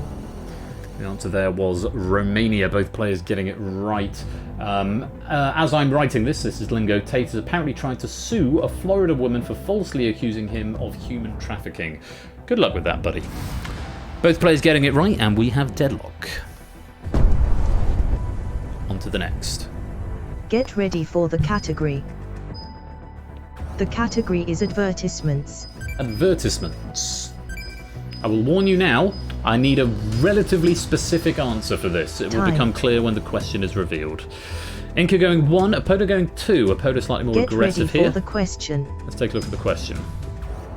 In 2011, Robin Williams appeared alongside his daughter in a commercial for what video game?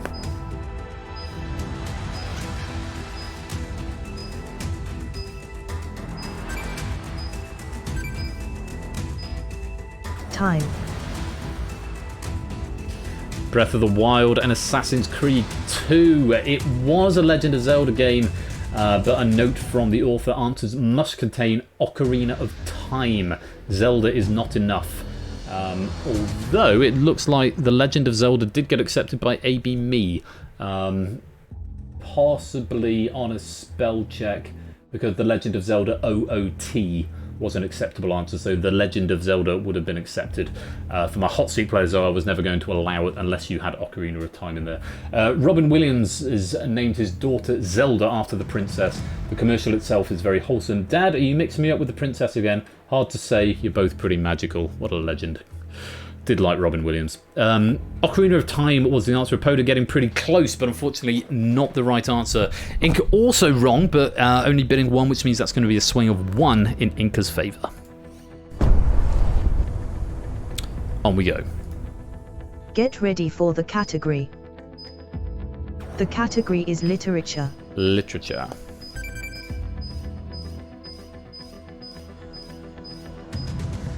Time. Inca going for 2, Apodo going for 1. We could have a game here. Get ready for the question. Inca's right and Apodo is wrong. What dystopian novel topped a 2009 list of books Britons have pretended to read and also inspired an iconic Apple commercial that aired during Super Bowl 18, I think that is. Time. Yes, despite me wanting to put the correct styling of 1984 as words, I will accept 1984 as numbers as well. 1984 is the correct answer. Other books on the list include War and Peace, Ulysses, and the Bible. Fittingly, said Apple commercial first aired in the year, you guessed it, 1984. Both players were correct, but Inca going for 2 and Apodo going for 1 means a swing of 1 in Inca's favour. Edging closer to the edge of that array, let's go on to the next category. Get ready for the category. The category is animals. Animals.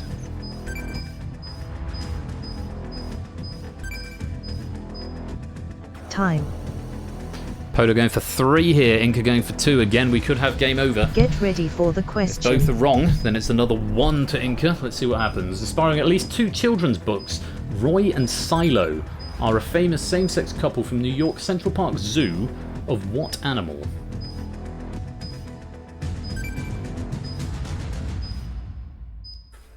Time. They are chin-strap penguins. I will accept penguin or penguins on its own. Both players getting it right.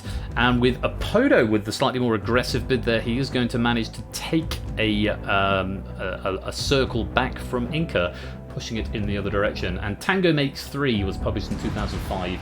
Zwei Papas for Tango was published in 2006. There are 5 questions left in this game as Apodo takes one back. On we go. Next category. Get ready for the category. The category is universities. Universities. Both players have bid. Time. Podo going for 1, Inca going for 2. Inca could have a Get win ready here if for he's the right and question. Podo is wrong. Here's the question. Located in Cambridge, Massachusetts, what university has Tim the Beaver as its mascot? Because the beaver is nature's engineer.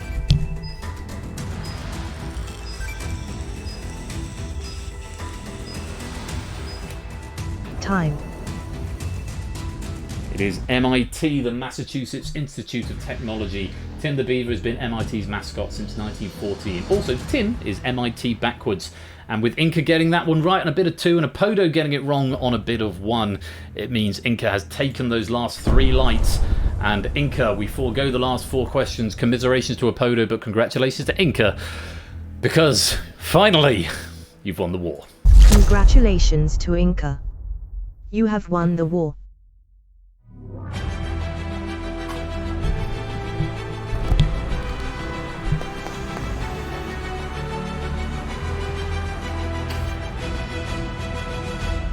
Congratulations, Inca. There are your oversized roses and your statue in honour for winning the war. Runner-up last time we played, but taking the gold medal this time. Commiserations to Apodo, a very well-deserved silver medal there. Let's see how everyone else got on in the background game with my nice rounded straps here. Ordered by total correct and then max points to break the tie. And if it's still a tie after that, then I think it just goes... there's some other metric that isn't shown, but yeah, that's why Opsy and Mr. Vertigo have got the same, but Opsy's ahead. It's not just alphabetical. Total correct and then max points. Coming up into the top 10, Arun and Prugs and Samster all with 11. Fetz and Tigo getting 13, Mark getting 16, AB Me 17, but it's Stilgar with 17 right and a maximum of 23 in the main game who's going to take that lobby medal. Apodo getting the silver, 15 correct in total. Never got higher than 15, but that's the thing with this game. You can do that and you can still come out quite well. And it's Inca, though, who takes the gold. 19 correct answers out of... how many did before go? 4 and 4, I think. So 33 minus out of 19 out of 25. So Inca just dropping 6 questions there with a maximum of 70. Very well played indeed. A very well earned gold medal. Yes, you get pennies for this game, and it is. Is that my gameplay manager? I think. 10 times your total questions correct. So if you've got 17 questions right, you get 170. It seems a bit cheap, but yeah, I need to update that. Right, I'll probably pop back to the camera just to wrap up because I'm not on camera at the moment. So we'll watch the credits and then I'll wrap up the stream on the next screen. Congratulations to Inca. You have won the war.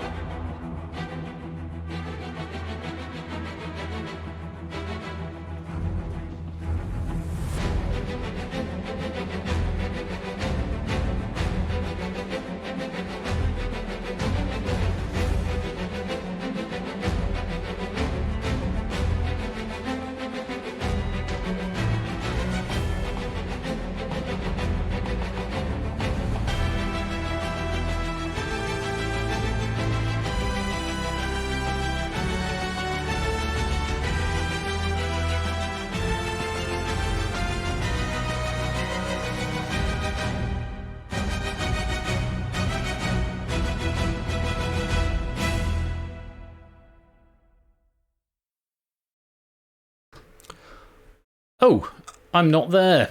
And I'll tell you why I'm not there. It's because the flash cam gets turned off because it is taken up by bidding war. Hello. Very well done to Inca right there. Let's give you some war pennies as well. Is it going to be generous? Oh, 18. Something. Right, something I meant to say earlier on, but got sidetracked by having a rant. Let me find the link.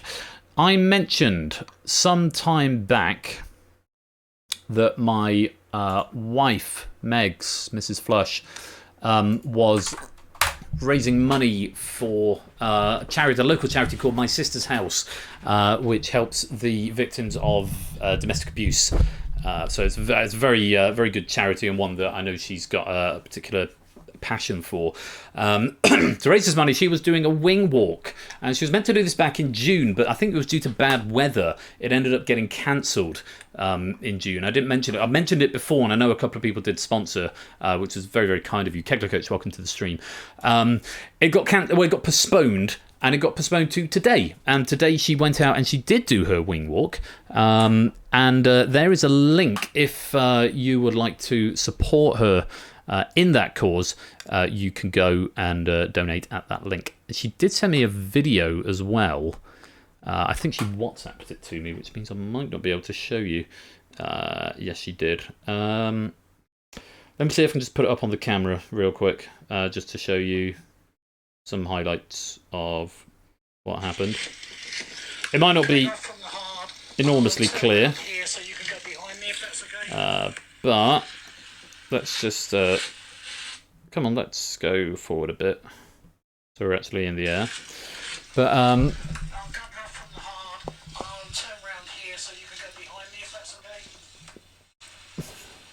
so this is Mrs. Flush's wing walk today. She went up on a plane into the air and did some dive bombing around. I'm going to fast forward just a little bit, if I can. Oh, it keeps going back to the start whenever I do that. Well, Ben, if you press the fast forward button rather than the restart button, that might help. Oh, fuck's sake. Let's come back to the start again. I had it then, I had it like a minute in.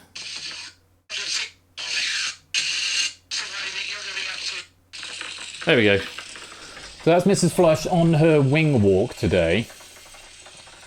Up in the air. It's more of a wing sit rather than a walk, but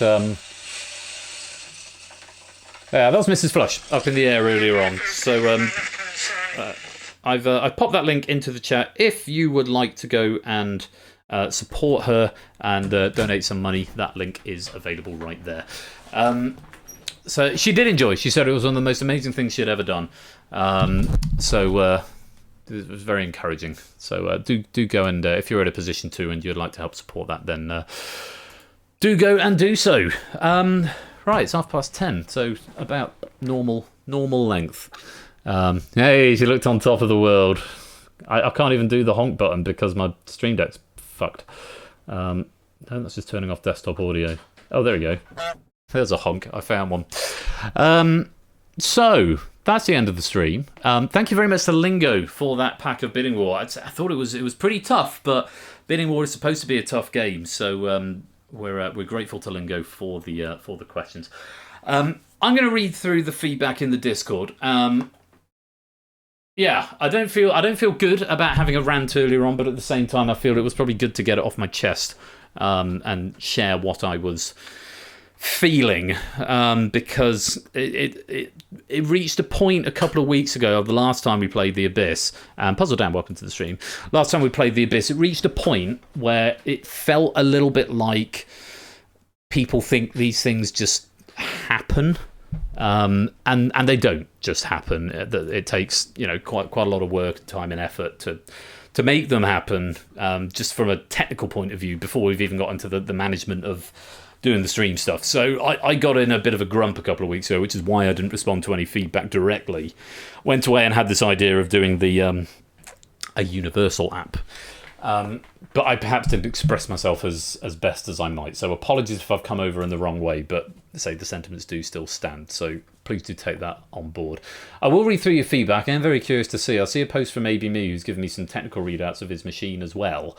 And saying his GPU is doing all sorts of things. So it might just be a case of with these, if we sit with the custom builder, I mean, and it's entirely possible I might sack off the custom app for Bidding War before we play again, because it's not coming up again for a few months.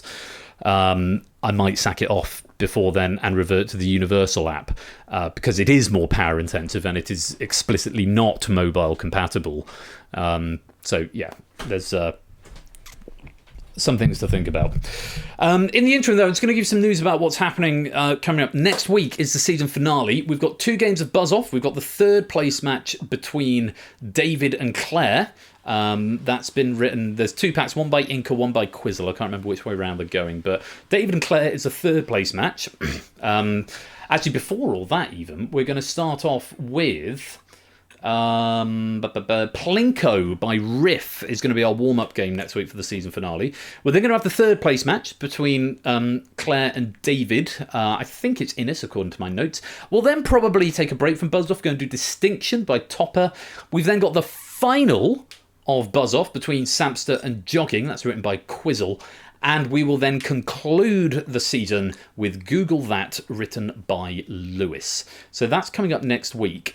I have in the last couple of days started thinking about season 12, what I'm going to do. I've decided I'm going to take a couple of weeks off from de facto streaming, but what I might do is do some dev streams in that time, because I'm going to be looking to migrate older games into, like I've been redoing. I've redone The Abyss and I've redone Bidding War. On the screen, apart from the input, it probably looks largely similar, but under the hood it's much more stable, it's much more consistent with other things that I've got. So I'm just going through the motions of rebuilding old games to make them more consistent and more maintainable and more manageable, which would just generally make them better. Next on the docket is A Risky Business is another one I've done. It looks virtually the same, it plays the same, but it's under the hood, it's a much more solid build. So next on the docket is going to be Red Herrings, The Purge, and Distinction are the next 3 that I want to sort of modernise. And I will probably start with The Purge. So in a couple of weeks and the week after that, I'm likely to be doing some dev streams. If you fancy that on a Saturday night, if you want to come and help out or see some excuse me, under the hood stuff. Then I am going to be back with Season 12 tentatively, and this isn't confirmed, and I haven't put out a request for writers yet, but this is going to be on the 30th of September is going to be the return of Game Night for Season 12. Likely to run for 12 weeks, which will take us up to the end of the Quizmas season, with the last stream of Season 12 being on the 23rd of December. So getting up pretty close to Christmas, but that last Saturday before Christmas, 23rd, is where that season is going to run to. So it takes up to the end of the year. So keep an eye out in the Discord for writer requests, which are likely to be coming through or coming out from me probably in the next week or so. So keep an eye out for that if you are interested in writing for the channel. That's about all. Top has gone on hiatus because he had his season finale on Thursday. That was good fun with special guest Lewis. In the interim, though, Bash is going to be here. Let's give him a shout out. On Wednesday and Friday next week. Wednesday, the 6th of September, he's got Duel Royale, written by David J. Bodycomb. And Friday, the 8th of September, there's Relativity, once again, by Lingo Maniac, our great friend who wrote Bidding War Tonight. Wednesday week, incidentally, just to plug Ash again, 13th of September, he's going to be doing a double bill of Outright. One of the packs is being written by me. So do go give that one a follow. I need to finish it off. I've nearly done it, but I need to finish that off at some point. So that's Wednesday, the 13th of September. So do go give Ash a follow in my absence and Topper's absence. So it'll just be Ash. You've got Ash and various. So you've got JB and Quiz After Dark and not Wheel After Dark. Do I mean you have to do me Wheel After Dark and Dumpster Lounge and various other tangential peripheral friends of the community will be on as well. But I'm here next week and then off for 2 weeks, apart from some dev streams if you want to come and watch that. That is going to be it. I need to get myself another drink. But thank you all very much for playing. Thank you for your forbearance with my rant earlier on. It did feel better to get it off my chest, and I hope you took it in the spirit in which it was intended, and hopefully didn't take it personally. Yeah, that's about it. I'm going to fix my Stream Deck before next week as well. That'll be something that I'll do. And the computer didn't crash, so, small mercies. Thanks again to our writers, to Lingo for Bidding War, to BC for Crossfire, I suppose to me for The Abyss, and thanks to the proofers as well. Alex for proofing Crossfire, Lewis for proofing The Abyss, and I proofed Bidding War, didn't I? So I'm not going to thank myself, not that self-congratulatory. I'm going to get a drink. I suggest you do the same. Thank you very much for joining me for Game Night this evening. Back next week for the Season 11 finale, and I do hope that you will join me. Until then, take care, peace out, and good night.